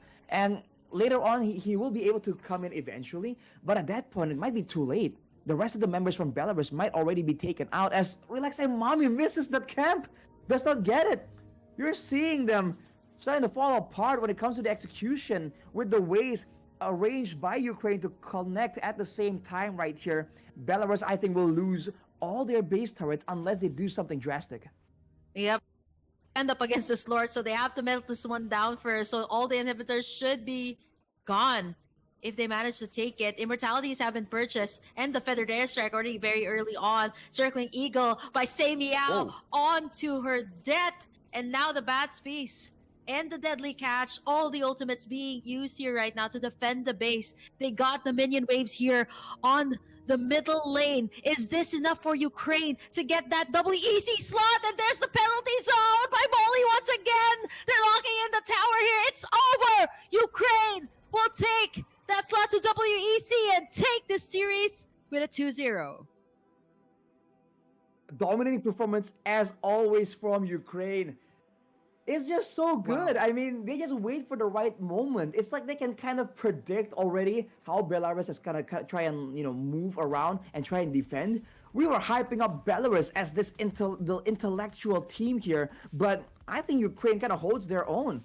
The way they play these fights, they can predict exactly how Belarus will respond to a penalty zone, how they'll respond to just the 4 men, just 4 heroes walking up. And right here, there are moments like this where the Sicilian is all the way in front, and that's because he's required to clear the waves. But at the same time, there's no front line that's available to try and tank that initial aggression. It was only the X-Borg, and to be fair, has the Firaga armor, but it was just too difficult because she was so behind there Airstrike. because of the pressure that a feather airstrike or 2 empowered basic attacks from the Clint will just completely delete the armor. So there's no front line, there's not enough damage to be traded back because the late game isn't really as decisive. And even on top of that, the AoE, right? They got rid of the Lunox in exchange for the Farsa, but that means there's going to be a lot more AoE available for Ukraine, and you're seeing that becoming a problem because the Leslie has damage, right? She has items, but it's only single target, and the Clint is hitting everyone in between every single time. And even even for the Sicilian, he just wasn't allowed at all to walk up. So the mid range compared to the long range from the Farsa, the fact that Ukraine were able to find that pick in the middle of the drafting phase that was already chaotic, that was already done for the second time, finding a pick there that really shut down anything that Belarus can do shows again that Ukraine not only has that execution, but also that calculation, man. Man, I'm a fan of Molly here right now. Like, come on. Oh, What yeah. can't she use? The penalty zones are just on point. I just have to say, right? Like, we were so focused on the feathered airstrike that really did zone everybody away. But the penalty zones, man, those were the one that set up the traps for Ukraine to take down Belarus. And honestly, what a what a spectacular series nonetheless from Ukraine, and they're going to be heading or moving forward here for the European regional qualifiers of the women's division. But for now, before we head over to our next series, we're going to take a break first to give you guys a little bit more time. But grab those popcorns. We'll be right back after this break. We're going to have more MLBB action, so don't you guys go away. Stay tuned here at the IESF European regional qualifiers for the women's division.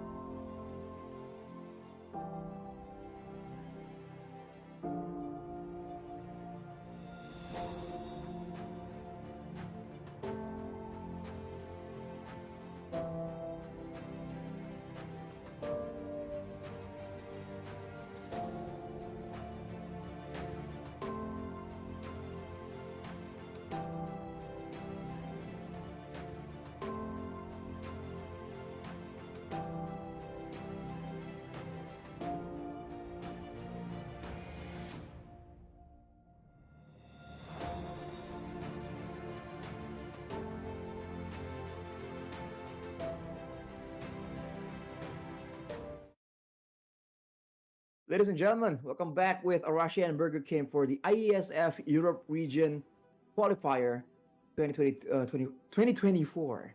But last but not least, for today, we have a very exciting match. It's Serbia going up against Turkey. Once again, it's a David versus Goliath situation where Serbia is by all means a newer region, and Turkey on the opposite side is actually a lot more experienced. And we saw just yesterday how different of a gap that experience can kind of show in the Land of Dawn. And considering the results of the first match, I think a lot of people definitely have Turkey as the favorites. But if you are a supporter of the Serbian team, you can't lose hope, man. It's never over until it's really over. Mm-hmm. That's gonna. With that being said, right, Ukraine is going to WEC. So congratulations to Ukraine's women's MLBB team. They were going to be moving forward and going to Riyadh this year. But for Serbia and Turkey, this is going to be a placement match, a seeding match. So we'll have to find out, right? And based on the performances for the past 2 days, Arashi, I think it's safe to say that Turkey, again, pretty much like Ukraine, they are a little bit more, familiar, a little bit more exposed to the game and have a lot more tournaments and have a lot more resources to take in. Whereas Serbia is that growing region. So we'll have to find out how they will adjust, knowing that this next matchup is also going to be another BO3 that we will witness. Another BO3 where the momentum is definitely important, but we saw adjustments being able to be made. And in the previous match, we even saw a bit of that adjustment, right?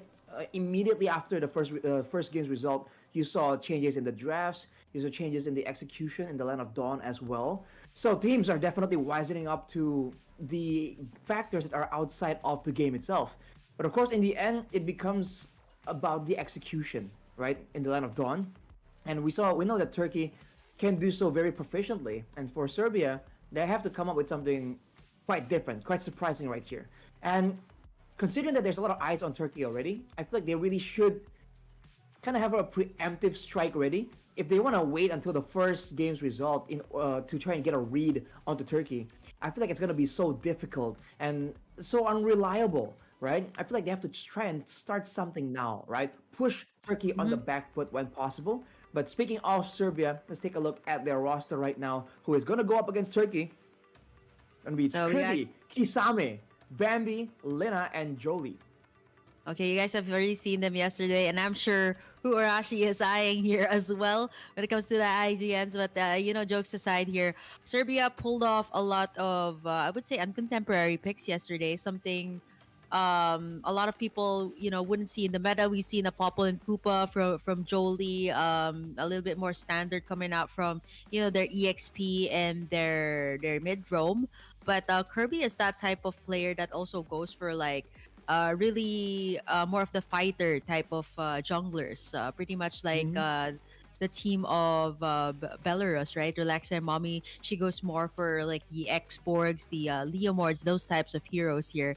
And I think for Serbia here to go up against Turkey, again, you have to pull up something different under your sleeves, right? Because there's just so much to take in here for Turkey. They're so adapted they've adapted well into the meta. They just know how to counter pick. So for Serbia, they really have to bring all their cards out here for today. And bring out some of those unique strategies that we haven't really seen, right? I think Serbia, last time we saw them, they were quite interesting ideas on display on the table.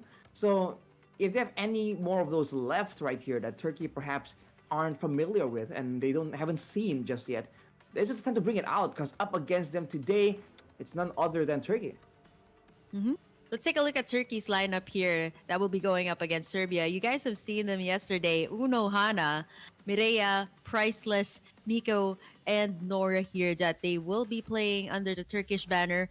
And what can I say about this team, Arashi? It's just they're just really good, right? They pulled off a draft with an Amon, I believe, yesterday, and it worked out well for them. They also did some adjustments in the last game that they've had yesterday and also worked out. I have to highlight the XP laner here once again. So in the first series that we've had up against Belarus and Ukraine, it was Molly that really stood out in her lane, that really was able to create that pressure in the early game and really disrupted the rotation there of Belarus. And I think this could exactly be the same case for Unohana. She's also, put out or fielded out a Benedetta, a Yuzong. So I Mm-hmm. think these power picks, or rather some of these very aggressive XP laners, is something that the side of Serbia has to watch out for. And you're seeing the pattern, right? With these very experienced teams, the EXP laner is always so much more active from the beginning, right? In the laning phase, in the mid game to try and secure a snowball and rotations, and even in the late game where, depending on the hero you're given, you can serve a wide variety of roles. On the EXP lane, you can go for engages, you can go for pickoffs, you can kind of go for peel technically to save your backline. But even then, in the end, it all comes down to your decision making in a split second for all these moments. And unlike a lot of these other roles, technically, the EXP lane is always intense all the way from the beginning, right? If you're on the gold lane, there's a bit of that farming mindset mentality. If you're in the jungle, then there's jungle clearing where things aren't really happening, right? Where you can kind of take it easy, especially mentally when you're trying to calculate the possibilities and all that.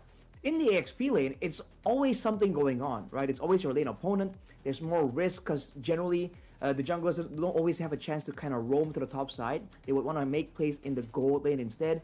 You have to think about the timing for you to clear your wave so you can rotate to the mid lane or rotate for a gank. You have to decide whether you want to cut the waves or do you want to just clear in the lane or perhaps even freeze it to try and get a solo kill. So the EXP lane is definitely a lane that really shines when you have a player with a lot of experience in that seat. So I think for Turkey, we're definitely gonna see Unohana show out, do a lot of amazing plays for sure. And again, funny enough, we talked about the Japanese names from both teams. It's basically like a war between two big franchises. I don't Oh know if you're man, familiar, Kit. Arashi is like geeking out here again with all the IGNs. But hey, you know what? Not too familiar with that, but let's keep it at that for Oh, Arashi. And I was like, gonna be all the more excited for that. My library of anime is not as in depth as Arashi, so I'm gonna leave it up to you for that one. But hmm. I get what you're pointing out here too. For Serbia and Turkey matchup, it's the XP lane, and I think that's what they say, right? One is the loneliest number, and I think for XP laners, there's a lot to do. Like there's a lot of to-do list for you, right? Like you have to be sure that you're the first one who clears out the wave. You have to exchange blows with your opponent in your lane, and you have to make sure that you win that lane, because if you don't, your jungler and your entire team is really going to have a hard time, especially when securing in that first objective. So the rotations are really going to get disrupted there, especially once that XP lane crumbles. That's why you see a lot of these teams, a lot of the players, especially both in the men's and women's division, they really prioritize that XP lane. Especially in the drafting phase, they go for it like in the first pick, never really the last pick, not unless that was the tempo that was made, right? But most of the time you see in the matchups like a lot of the Terizlas, a lot of the Yuzongs, the heroes that have that level 4 game changing ultimate when it comes to the turtle fight. Definitely the level for power spike becomes a big factor here. And it's not just for the EXP lane only. It's also for the jungler, the mid lane, the roam. Especially if you have an aggressive roamer, if you have like a Minotaur. It's a huge difference between level 3 and level 4 for a Minotaur. And that's why some of these mid lanes, they kind of really shine earlier on due to the strength before level 4. Because technically, if you can dictate the pace before level 4, then you can get to level 4 first, right? And once you get to level 4 first, you rotate first, and yada yada yada. It's all a snowball effect. We talk about snowballing as if it's always about getting a lot of kills. But the small things in the game, the difference in gold, the difference in EXP, difference in farm and positioning, difference in movement speed. These are all small factors that snowball quite literally to big moments in the game. And that's why the casters are here sometimes to just highlight those moments a bit more to ensure that you really get the great big scope of what actually is happening in the land of dawn right here. Because in the professional level, in the ranked games, there's going to be big moments as well. But on the professional level, we've been seeing some matches today even where the kills are kind of low, right? And that's because a lot of these quote unquote maneuvers and plays are just that much more subtle. So you don't really see it result in a big kill or a big massive combo. But you just notice that, man, one of these teams is always first, is always on top, always has more control, has better reads. It's all those small things. Yeah, while you were like saying all of that, Arashi, I just got really Monologuing. curious to what you were. No. I was super curious to what you were referencing, and then I googled it, and I'm like, oh, okay. And interesting enough that I actually only caught 2 episodes Of what? of you're referencing Naruto, right? Am I right? Am I right? Yes. Am I For right? Am I right? Kisame. You know, Absolutely. I've I've only ever watched 2 episodes. That's There you go. crazy. Yeah, I How? know. I don't even know, right? I've tuned in and I was like, man, this is great. No, I actually liked it, right? Like I followed it like for 2 episodes, and then I don't know what happened. It just didn't like catch up. But that was like not even like the start of like the season, right? It was like midway already, so it was super blurry already. So I was like, that's why I couldn't get your reference. I was like, Which one?" The only ones I know are I like see. Naruto and Sakura, because it's super obvious, because Naruto main character, also the title How of is the it anime, and possible? Sakura because she has like pink hair, so that's the one that stands out. So yes, I don't know. It just I never I actually never caught like a lot of these like big three animes. Like that's one, right? Mm. Naruto, then One Piece, and then Bleach. So those three I've never watched. Ding, ding, ding, ding. That's it. Well, right after That's the this we reference I have was so talking much time, about. right? Because Yeah, Uno Hana is yeah, that one I know. I'm watch a. familiar with that. But I Oh, will not okay. get I the see. references. There you go. Just Got you. in case you throw in some of those references in, because the only big one I've ever watched and really, really rewatched even several times was like Full Metal Alchemist. Can't believe we're like talking about Ooh, anime here on this. respect, Full Metal respect. I Brotherhood, mean, man. It it's a has to great be Brotherhood. franchise. Brotherhood. And I'm looking forward to all of these too, because like a lot of these anime skins are coming up, right? Like for everybody who has been playing the Mm-hmm. game. To name Mm-hmm. a few, like the more recent animes, like Jujutsu Kaisen, Attack on Titans, the big ones in the recent years. So those I've watched. But here, going into the draft, ladies and gentlemen, we'll talk a little bit more about that later on. It's gonna be the Zushin, the Roger, and for the side of Turkey, it's gonna be the Zask and the Hylos. Watch us highlight all these IGNs and saying, "Oh, it's a Naruto reference, it's a Bleach reference," and then they'll hear this, they'll watch the I see podcast and why be like, you're geeking out though. I'm wait like, a minute, like, no, it's not a Naruto reference. It's not a Bleach reference. Turns out the casters are just weeps. That will be hilarious if that turns out to be the case. There's no connection whatsoever. It's just a pure coincidence. But focusing back to the game, as you were saying, Kim, Valentina here banned out by Serbia quite early on as well. You see a good mix of strong mid laners. They can have good wave clear, and more importantly, good brawling in the early game as well, right? The Valentina and the Sushin both really do well at level 2 due to the way the kit works, with the Valentina having a lowered cooldown, technically getting a reset, having maneuverability whoa, tools as well. Out of nowhere, man. wow. Carmilla, even before the chip and the Loyi shows up, the Carmilla as a first pick here in this match. Oh, I think because they know that the chip is gonna get picked out here. Chip Loyi perhaps could get picked out here for Turkey. Hmm. Or maybe even, what's gonna be even better here? Pick up like a Valentina, but hey, you know what? Never mind that. Let's not go for like, oh wait, the Valentina has been banned away. I actually thought that was another ban. My bad. So it's gonna be a Julian, and then for Serbia, it's actually really interesting though that they started it out this way. I think it's more of like them anticipating the chip pick, so they were willing to give that. Carmilla is also flexible. You've seen it from the side of Belarus early in the previous games that they've used it as a jungler. So I think Hmm. they're also considering that option. Very flexible, could be the roamer as well. And now Serbia, they have two playmaking heroes in the form of Carmilla and the Turizla.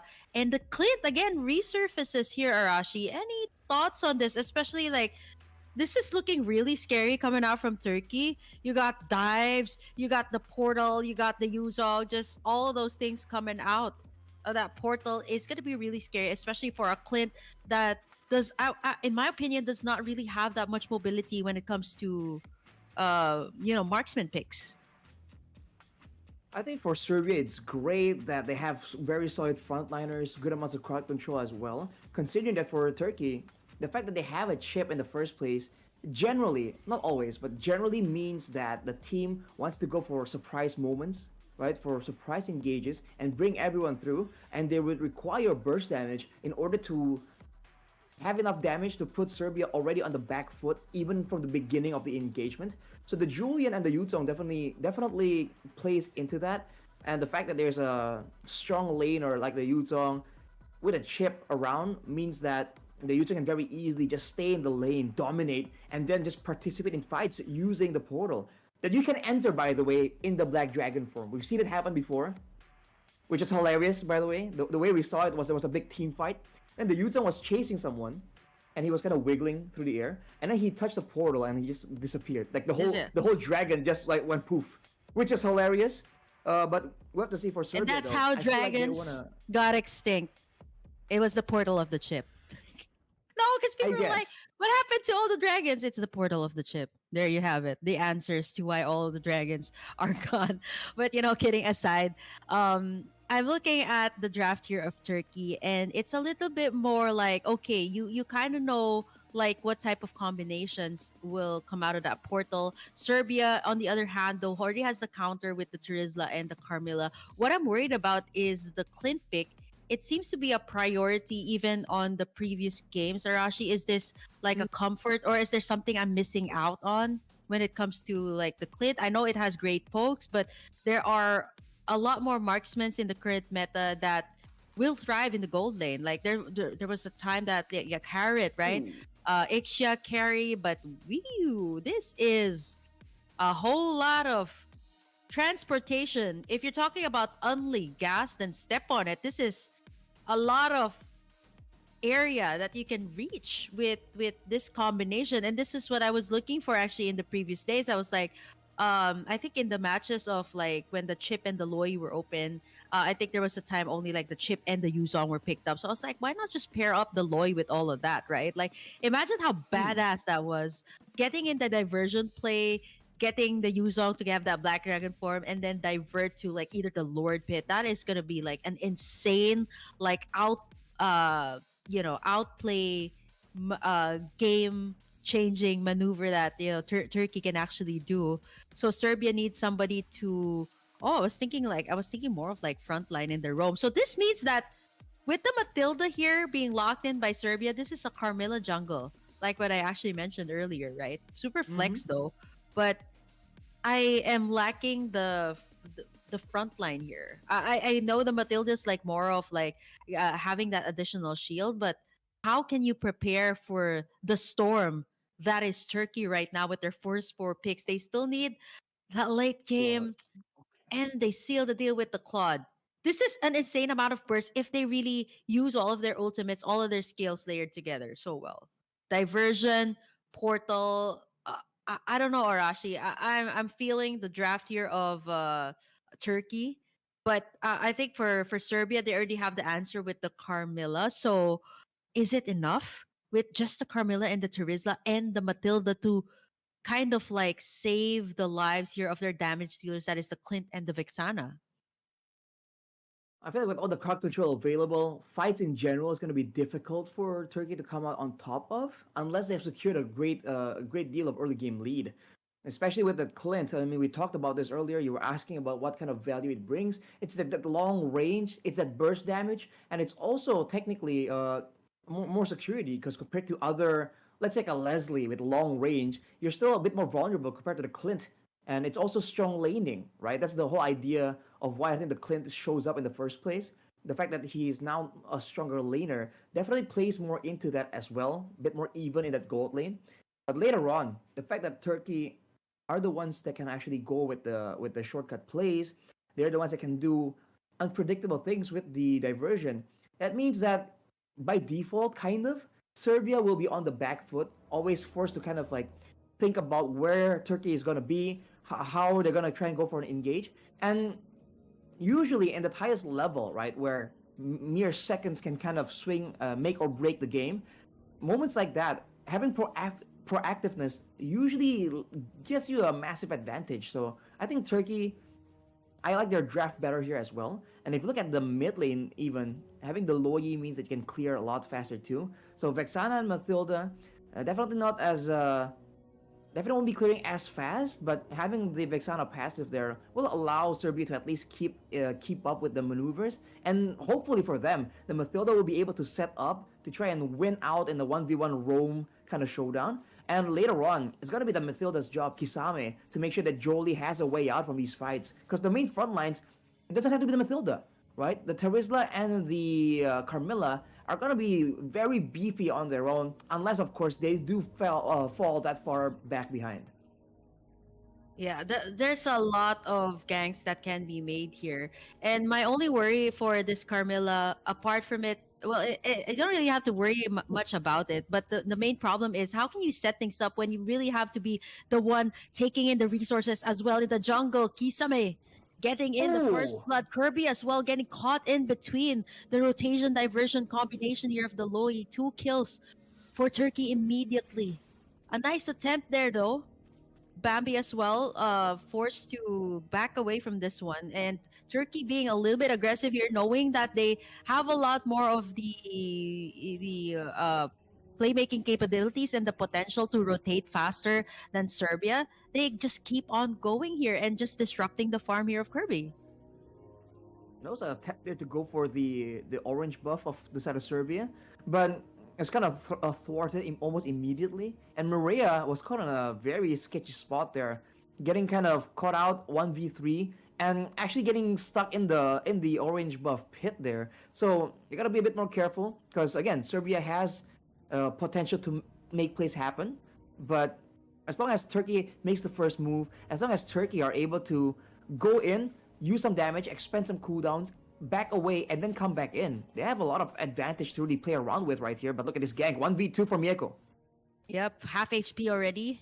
Use the Blazing Duet as well to clear out the lanes. Kind of smart though, before heading back into the base to get that HP. And with, of course, the only gas that Turkey has here, they're going to be able to speed up this turtle. Nora already starting it up for the team. Unohana as well doing a good job to contain Lina on the lane, clearing out the minion waves first before she can. And by the time Mireia comes here, the turtle's already at half HP. So it's already like super fast rotations. You can see it coming from the playstyle here as well of Turkey. They know just where to go every single time. And with the portals, with the Loyi, with the chip, they can just keep on doing this. The enhanced chase comes through. Kirby goes down. A triple picked up here by Unohana. And Serbia just too stunned to speak right now. They were in the middle of the turtle pit, trying to farm. And right after that, they are just so proactive all throughout the map, Arashi. They get in through a portal and it's just over. They can go to anywhere basically in the map. They get in and they get back out, and look at this damage. Blazing Duet aggressively from Mieko, taking down one member from the side of Serbia, and they're not done. Immediately just going and chasing, even after that pick-off attempt. The fact is that burst damage is just so insane from Turkey right now. The low Yi in combination with the Julian is already a fearsome fact. The fact that you add another layer with this Yud song and later on with that Blazing Duet. There's so many ways for Turkey to punish Serbia unless Serbia are in the right position, just expecting that engage. But how do you expect a double global play? Yeah, double global play, but Bambi knew that for a fact. Spots in the diversion play and gets the Eternal Guard, but here comes the entire cavalry on the side of Turkey as Miko will be able to get that killing spree. Down goes Bambi and Kisame. Lina, the only one left to defend this one, is not even going to be able to make it. She does actually, but with the minion waves in, I think they're going to dive in for Lina, and she gets a maniac here for Turkey. Can you believe that, Arashi? That was under the turret of Serbia. Out of nowhere, man. We went from a relatively slow-paced game, Boom, 12 kills for Turkey. And along with that, several structures, or at least one structure on the bottom lane, taken out. As the turtle spawns right here, Mireya actually goes for a play here in the jungle. Might be a bit too dangerous though, but the empowered sword gets her to get immune and get out of that situation. Expanding the circling eagle already means that Serbia can't really scout this. Free turtle for Turkey once more. The playmaking capabilities are going to rely on the Terizla and Kirby, but now we Oh. see again, it is going to be Miko going in for the placing duet, but it's going to be a wrong turn! Gets baited out with an Eternal Guard, but now here comes the retaliation from the side of Turkey. The portal comes through, and they get the clap back here. Dives after dives after dives, and did you see that, Unohana? They thought they could have gotten her, but she went through the portal and out to safety. And now it's going to be Kisame, the one falling instead. The mind games here by Turkey is just absolutely insane. 2 turrets, 2 turtles, and I wouldn't be surprised if they, make in another sandwich play down bot. The penalty zone is also out, and Lina does not have the ultimate nor the flicker as Turkey again picks up kills after kills here in this game. The nerves of steel from the side of Turkey, man. They are making all these risky plays like it's an easy thing to do, and it really isn't. Look at this now. Going in the mid lane, immediately pressuring. Look at how Serbia is forced to position. They're already all the way behind their first turrets because they know that the first tier turret isn't giving them enough protection. They need to go even further back when there's even more safe zones. And looking at Miko, only the Corrosion Sight and the Demon Hunter Sword, not even the golden stuff, and she's going super aggressive. Portal and the blazing duet from Miko again.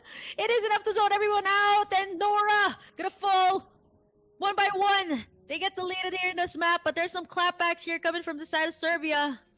2 for the price of 1. They do have the answers, but now Unohana gonna be soaking up all of the damage. Can she make it? But up against 3 members here, Serbia again. They are trying to make the place. What is going on here from Turkey? A little bit too overconfident. Miko here as well, going in for the trades. Double kill for Miko. Retribution comes in here from Kirby. Oh, it does get the shutdown. It's the burning Retribution. Turkey just lost 3 members.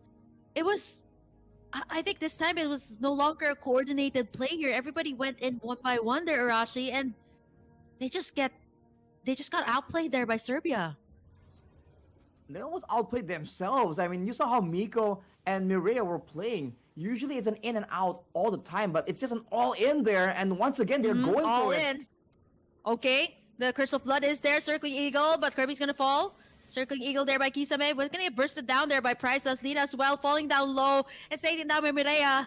And just a cleanup work here by Miko, but Jolie gets taken down there as well by the enhanced chains. It's a wipeout here for the side of Serbia as Turkey gonna go in for the portal right in the middle of the Land of Dawn as they go straight for this Lord. And without that amount of unli gas and transportation throughout the Land of Dawn, Serbia's not gonna be able to reach this Lord in time. I think this is gonna be an uncontested one straight to Turkey once again. 4 turrets down and the Lord to boot for their side. If you look at the gold lead, it's 5k here, 4 to 5k almost for the side of Turkey.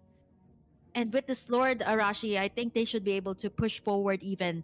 At least the 2nd tier tower should be gone here.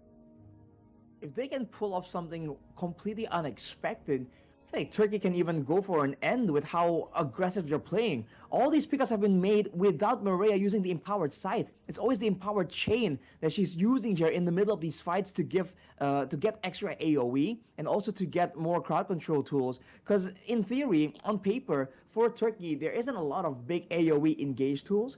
So if they can get a massive one and cycle the death timers, maybe it's going to be quite dangerous for the side of Serbia as the Black Dragon form once more gets used by Unohana. Unohana gonna be taking up everything. He's gonna be able to soak up all of the damage for the meantime, but the Curse of Blood is gonna be linking in for members. Oh wow, the shared damage is a little bit too much, but there's no damage, no follow-up as Lina gonna go try for the penalty zone, but instead gets penalized there by Turkey, and they still have the Lord on the middle. A double kill picked up here by Mireya again. And this just signals the fact that Serbia just can't go running freely here in this map because there's always somebody to do the cleanup work, as Kisame even can't go in for the circling eagle here because it's just way too much. There's no Oh, way back in. Speaking of Kisame, you're gonna get the pushback here by Nora and get deleted again here by the side of Turkey. That's 27 kills we're talking about here. Arashi, 27 for Turkey, 10 minutes into the game. That is how proactive they are. And every time they try here, there seems to be an answer here by the side of Turkey. There's the links. There is the curse of blood, but there is no follow up here, and that just renders the ultimate useless here. oh. Man, even diving through just the rotation dispersion combo here from Deloy is just way too much to handle here, and you just get bursted down through whatever Turkey puts out as of this moment. That Priceless just walks up and does a ton of AoE damage. Again, it's just everything coming out a bit too fast. If Serbia can kind of withstand the initial aggression, then maybe they have a chance. We saw the Curse of Blood earlier, kind of equalizing the whole thing. But the problem is if they want to try and use that as a winning solution, as a winning condition, they themselves have to find a way to kind of keep distance from each other. Because Priceless and Miko, even without the Curse of Blood, is kind of matching that AoE presence with the Blazing Duet and the rotation combo from Priceless. Mireia, though, I think she's one of the more flexible roles in this team right now. She can go for assassinations or she can go for a defensive play, but again, she just hasn't been using the empowered scythe too often right there. So she's just content making sure that she's playing the safe game, right? Either empowered chain to go for a big knockup, or empowered sword to get out more safely. Either way, she must have the sword available to try and get away from the sticky situations. But look at the way Serbia is playing. I feel like even if they want to stay in the base, they're staying away even from the walls on the sides there, because you know the diversion could be casted in the wall, and out of nowhere, the whole team from Turkey can just pop out of the wall somehow. Yeah, that's what I was thinking of too, since the inhibitor is gone down bottom and the Lord is going to be marching there. So there could be some huge play that could be made in the bottom lane. So you see how Turkey's already gearing up for that. You see Unohana clearing up the lane over at the top side so they can make some plays. They're a little bit scattered out in the map right now. So I think the goal is to pressure out at least the top and the mid lane here so they can at least take that and go full swing. Before we actually get to the exciting part here, Arashi, I'm actually curious. Between Unohana and Kisame, who do you think would win the matchup? Just really a very anime question right before we head to this Lord. You better answer. I feel like it has to be Unohana. Even in this game, I think it's still Unohana as well. Now though, Turkey. Okay. They don't go for the diversion play. They do go for the Eternal Guard and the Curse of Blood. Okay, it links 3 members in. Mireia gonna be diving right out. They're dashing right out. And the Blazing Duet here for Miko. Gonna try to clean up the work. Nora goes all the way in. Try to go for the bounce. But now it's going to be Nora punished instead. We see the members here of Turkey real low. Unohana going to go in for Kirby, but she's a little bit too tanky there. They're successfully able to defend their base, but there's going to be super minions coming in.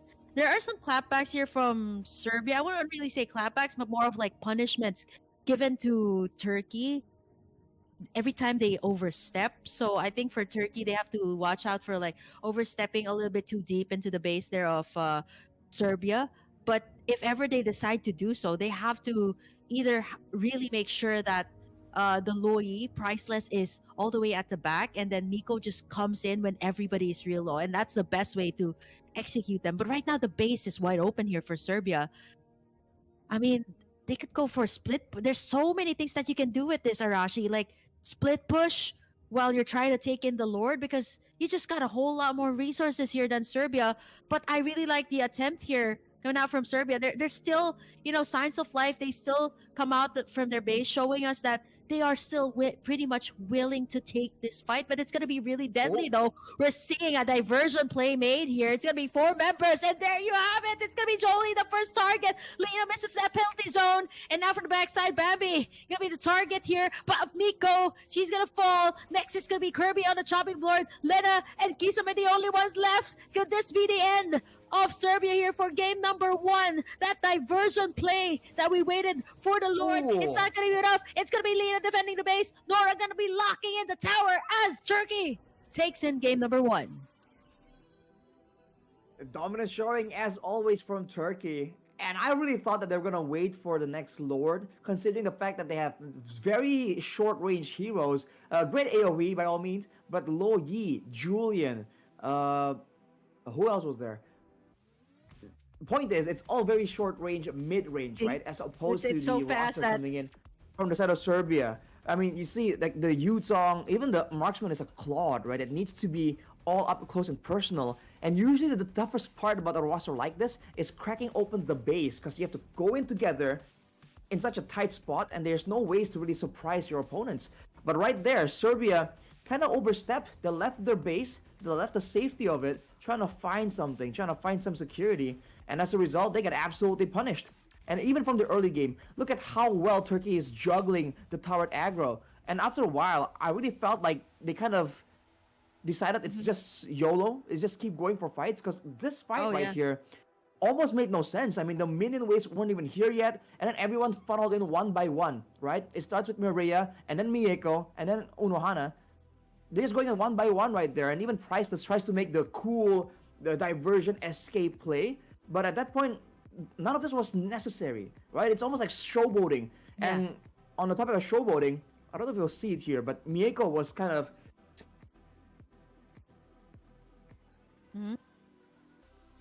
Yeah, Miko was also the one kind of like had to double think his decisions too, because the retribution came in and there was the shutdown. This was one of the most beautifully executed fights that I've seen, but honestly, it was definitely Turkey that came up on top of the matchup, obviously because of the lead that they've had, and at the same time, the great potential that this draft has, right? The presence all across the map.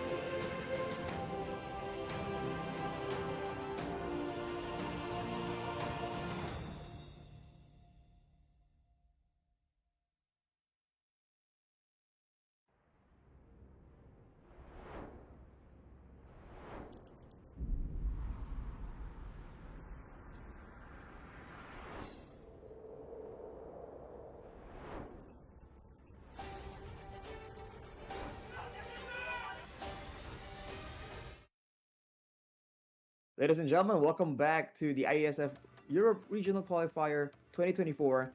We just saw Turkey just turn it up and just hardcore destroyed Serbia technically with the macro, with the tempo, with the burst damage. Showing again why that combo, the chip and the Loyi, is still very deadly in the right hands with the right execution. Now with that having transpired, what does Serbia want to do here? Do they want to try and mitigate the chip Loyi? Do they want to try and get like an exchange, right? Give up a chip, get a Loyi? Or will they be forced to ban it outright? And if they are going to be banning out two heroes now, in addition to their previous ban, it's going to be a bunch of heroes open for Turkey. If you watch, yeah, since we were on the topic of anime, it just reminds me of like the chip Loy. Just reminds me of like another thing. When I was watching like Uh-huh. the Yu-Gi-Oh franchise, like there was this episode there. It's called like the Gate Guardians, and then you had it was like a twin duelist. So they were like, oh, you have to pick Oh. one path only, right? Like you can only pick one. So it's more of like the Loy and Chip is that kind of like deadly combo that you can only pick one, because if you give two it's just really way too much. And I think that just gave Turkey so much access to every single spot of the map that let the side of Serbia wanted to be in, right? Like you see in the highlights as well that there were, you know, spots that they wanted to hide in, but you know there was some plays made there. Not only that, like there was just so much access that they could push in anywhere in the map actually. So it was just a very fast-paced game. I don't recall a very slow like team fight that ever happened in game number one. So like amounting to like 30 plus kills, I was not surprised because Galoy and Chip were in the equation. So now I think they really have to take one out or either leave the other one open. But yeah, Serbia's going to be starting it up with off the chip ban. They anticipated it, yes, but they did not anticipate the chip and Loy. I think they anticipated chip, not the Loy, because the two was just it's just way too much, way too much damage and way too much playmaking capabilities given to the side of Turkey. And you have to remember, we talk about having options and how usually teams would want to have a defensive AoE tool and a aggressive AoE tool. So like a penalty zone along with a Minu and Fury. Now with the chip and Loyi, you have the same idea kind of, right? Oh, if we're caught off guard, we can immediately drop the portal. If we want to try and make moves around the map, we can go with the diversion. And that is what allows them to have such high tempo, because they were also using the portal to just go for plays that are already guaranteed, like a turning a one man dive or two man dive into a five man dive, right? That's more guaranteed, and also if it's a dive, it allows them to take the turret altogether as well. And once they're done, they just go back with the portal. So that makes them travel. Even one single way with a portal is far enough, but they travel both times. So it's kind of elevated even more when it comes to just pressure around the map. Wow. For Serbia, though, they also banned away the Youth Song as well, so they're recognizing the threat here from Unohana for sure. We talked already about the Youth Song being so menacing. There's no different. Even with the portals, it doesn't mean that the Youth Song doesn't have a presence.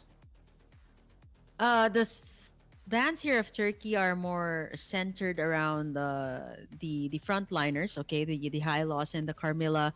That was also something that could potentially threaten or that threatened the lineup there of Turkey for game number one. The Curse of Bloods, that could be a game changer, and we've seen some of the not really a wipeout, but like either they get two people down, three people down with the combination of the Eternal Guard. So Turkey this time will start it up with the Julian. And again, if a team picks this up first, usually you would see the Julian jungle usually in the latter parts of the game. But this time, Serbia is taking notes here, Arashi. They actually pick up the Loi this time for themselves. That's why they didn't ban it away.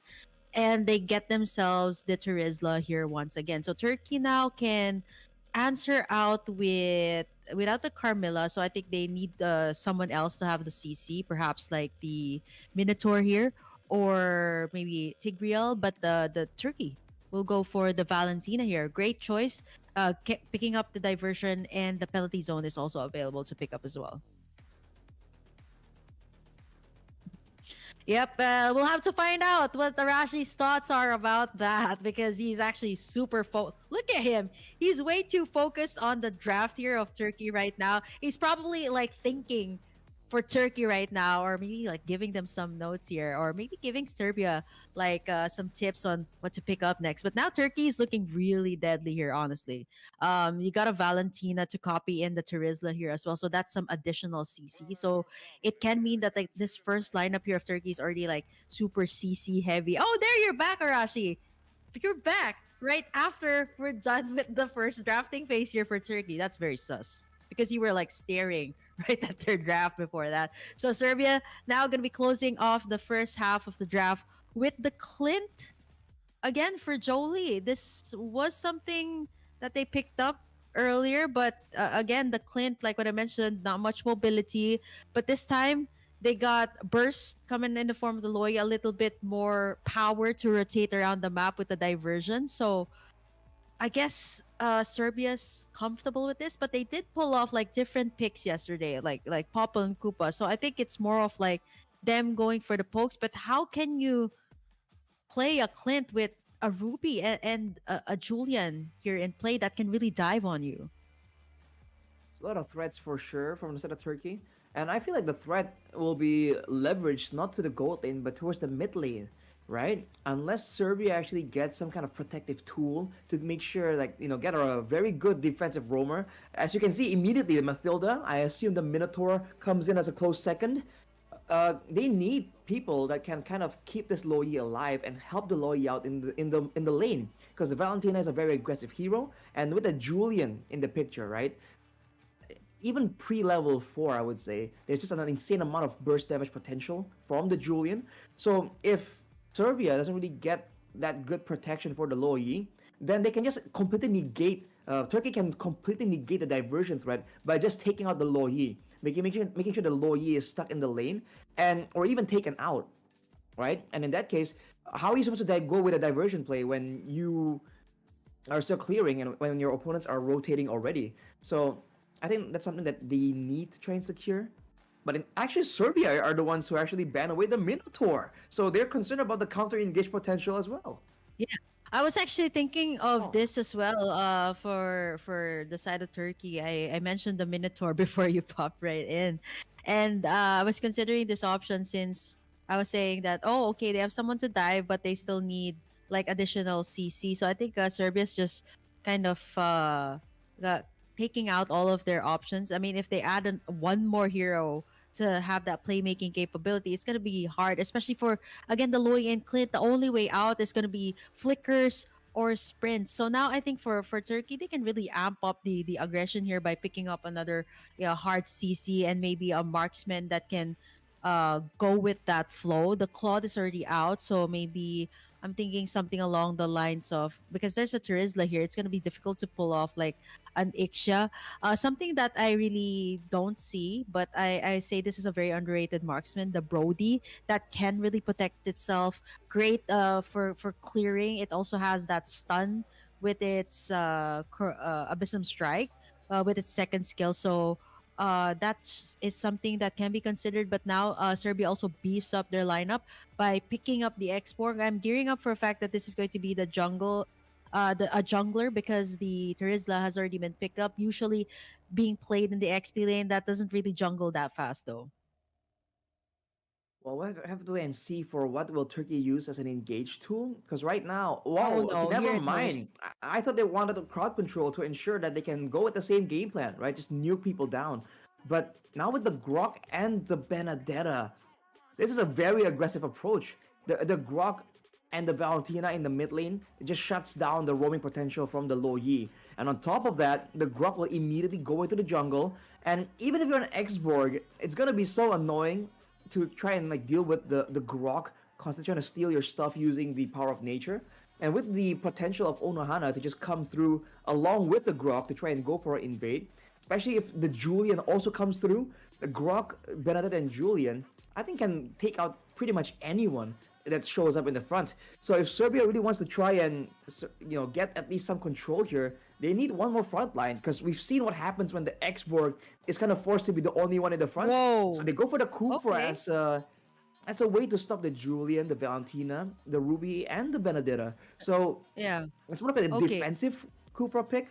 And if you have a low Yi diversion, generally you want to kind of combo it with some kind of playmaking tool.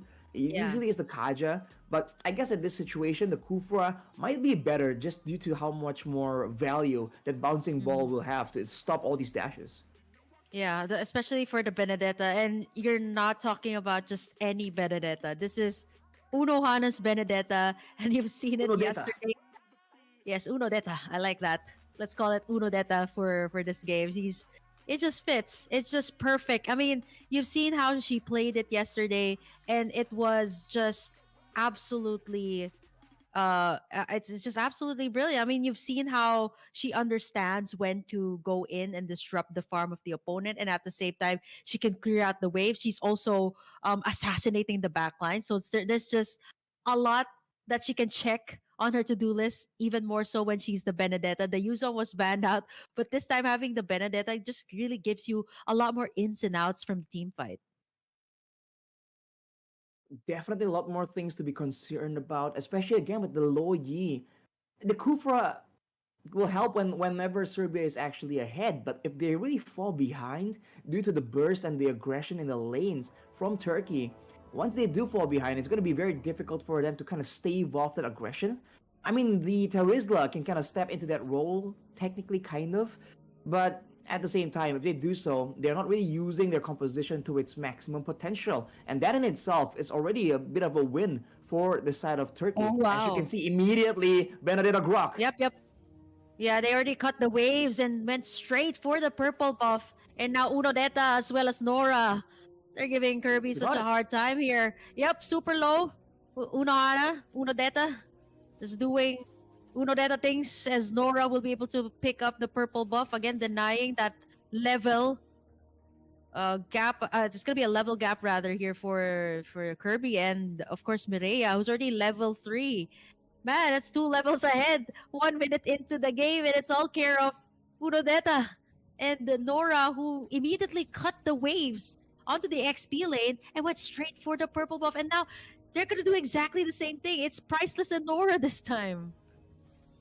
Everyone will come kind of try and get involved right there. Kisame gets very, very low. Yeah, Priceless. Okay, almost gonna dash in with the Arcane Shade here. But now over onto this side, it's gonna be Kirby that just got in the level 3 as Maria about to get in that level 4 right now. So with no toolkits to be able to fight up against this Grok, that's just keeping Maria safe right now. So with this level 4, they can pressure out Jolie. They can even pressure out Kirby onto the lane here as she got in the ultimates here. And this should also force or rather give Miko the advantage here as well. And okay, looking at this, it is actually Miko going to be rocking in this Ruby on the gold lane. And right now, speaking of that, she does not have that level 4, but it is going to cause Kisame to have problems moving, of course, with the Don't Run Wolf King here. Gonna have from the Ruby. Right after that takedown, this should be much easier for them to go straight for the turtle and take in the resources along the areas as well.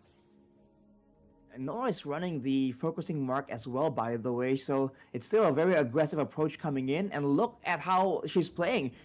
Dive on the Mhm. top side, now making plays on the bottom side as well. Yep, Uno Deta. She's going in and out of the team fight. And even Kisame can have her controlled. This is the turtle pit that we're talking about, but there's a heavy focus onto Miko. And then Jolie here over onto this side. They should be able to clear out that way. Can we pan over to the turtle? There we have it. Half HP already for the turtle, Mireia.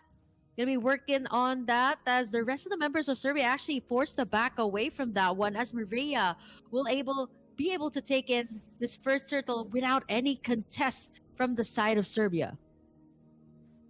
And the fact that Turkey also has like a fighter in the gold lane, by the way, the Ruby gold lane, you can see that Jolie is kind of struggling because, oh, dang, wild charge! Wow, wild charge, and that was just it. Deleted from the map there by Nora, and you're rocking in and the support emblem here as well. So enhanced damage if somebody has their hands or cause damage towards that hero. Level 4 already available for the side of Serbia. They're not going for the engager, but more of the pokes. As you can see, Turkey's a little bit more aggressive. Even though they're low, they're just willing to go in for these all-out team fights. And it's still, Mireya doesn't really find the need to go for the empowered side, but on the bottom side, Priceless, along with Unohana, will be able to secure the kill onto Lina. She's not having a good time at all, man. And with that pressure, technically on all three lanes, you can see that the jungle is suffering as well. Kirby, still level 5 at this point, and once again, Mireya having all the space to go for the farms and go for ganks in between.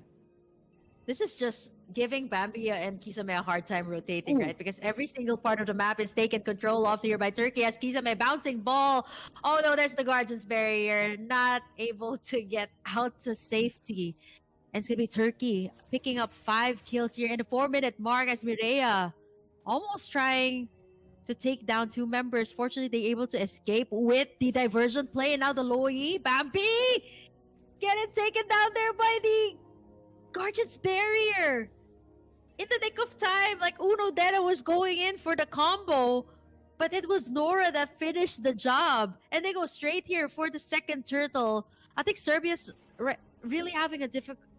Honestly, at this point, I don't even know if I were Serbia, like, where should I go? Should I go to the top side? Should I go to the bottom side? Because every single lane is contained by Turkey. They should start in the mid lane because we saw one single diversion play from the mid lane, and it was kind of an escape diversion. So they have to try and make sure that they use that tool that they secured so painstakingly in the drafting phase to try and get something better. But look at Turkey though, cutting off wild charge. Wild charge.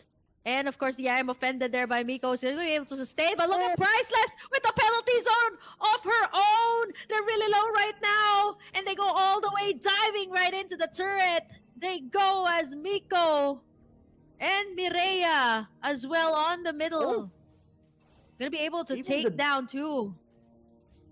There's even a double cut play here. Now Jolie, 1v1 by Mieko, immediately taken out. What? It doesn't matter. She's playing in the base.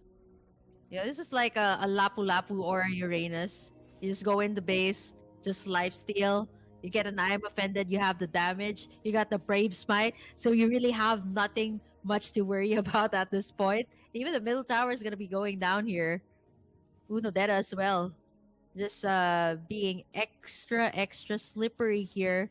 He's untouchable here by anybody at this point. Like even Kirby here is gonna suffer the petrify. Ooh. Does not have the last insanity, and the penalty zone again from Priceless. Gonna be able to take down Lina as Kisame is gonna be the only one left. No one left to back her up as the enhanced shades come through. Nora tanks up the turret damage. And down they go. 3 members down. 14 kills for the side of Turkey. And Serbia has no answers to anything that Turkey has been showing. And even a combination like that, the flicker and the I am offended. Bambi, even with the flicker out, will not have any answers to that. Turkey is just outperforming Serbia at every single thing, man. There's not a single win that Serbia has been able to secure against this composition, against this strategy. And even the front line, look at that.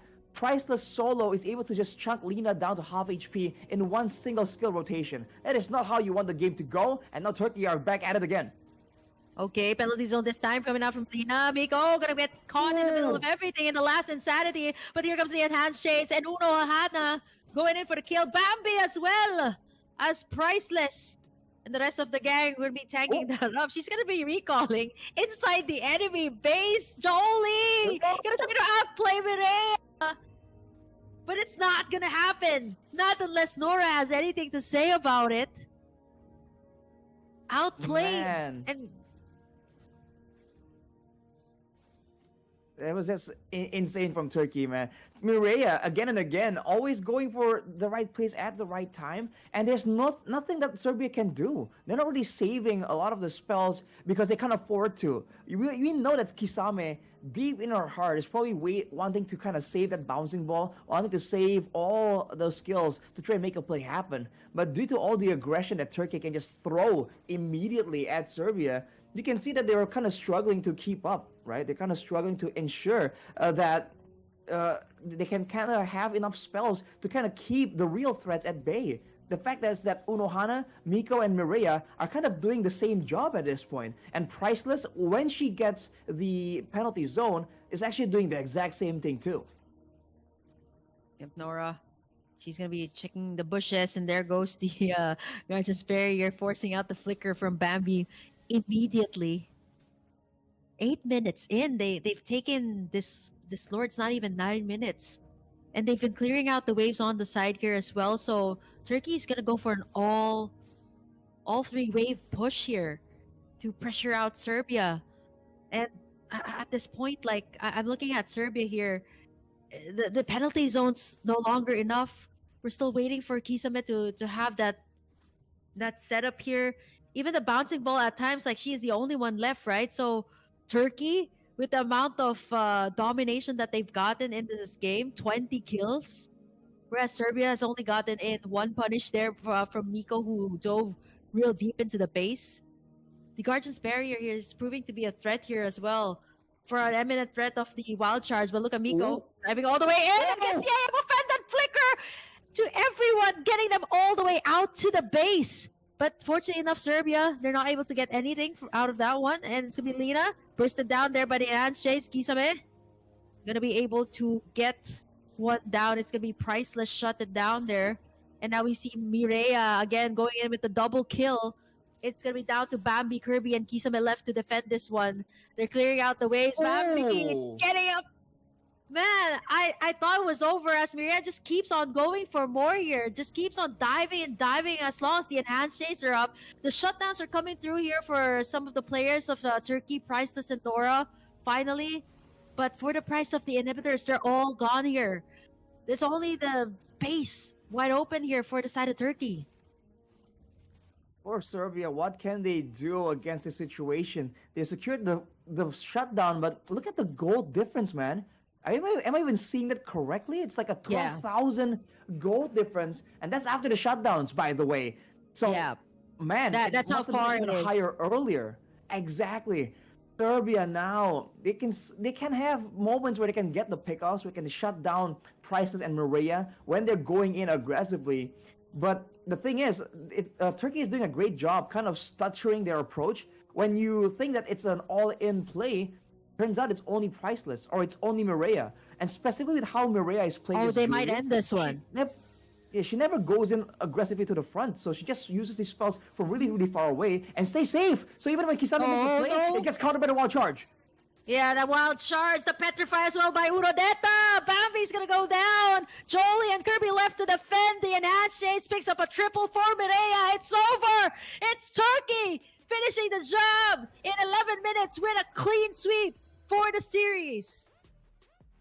Asserting dominance here. Turkey completely dismantling Serbia. We thought that the second game might be even closer. There might be adaptations being made by Serbia, but Turkey says no. You thought you knew what we had in our disposal, in our arsenal? Think again. Immediately bringing out the Benedetta, immediately bringing out the Ruby Gold lane out of nowhere, and that Julian is just an absolute menace. The synergy between them, knowing like which spell to combo with what spell at which moment.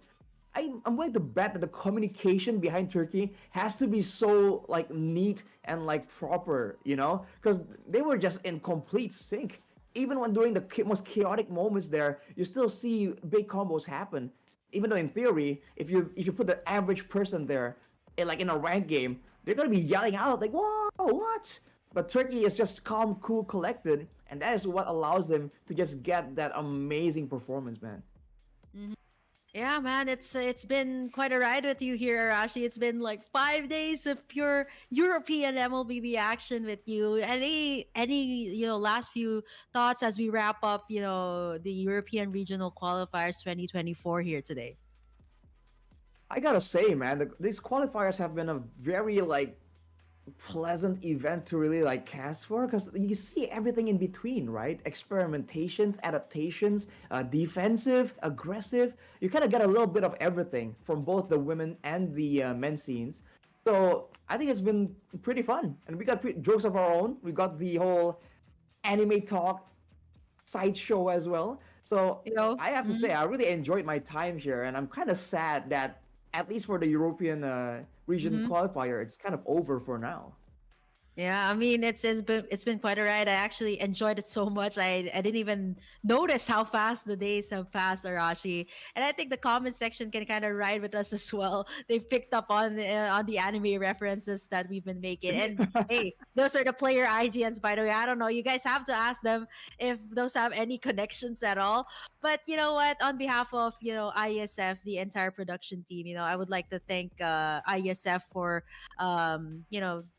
choosing to have us here. It's an honor. I mean, I've Hmm. also casted the Latin America qualifiers like in the previous year, so it's always an honor and a privilege to be able to cast for a different region to give you guys or to give me at least a glimpse of what MLBB like is in your country. It's always like a treat for me. So thank you so much for having Agreed. me and Arashi here. And on behalf of ISF and the production team, thank you so much to you guys for joining us all throughout the week. We're going to have a whole lot more IESF qualifiers. So stay tuned, keep updated on the IESF social media pages and the official website for more of the tournaments that will be upcoming here because it's going to be an exciting road to WEC 24 this year. But for now, Arashi and I have to bid you guys goodbye. See you guys in the next IESF.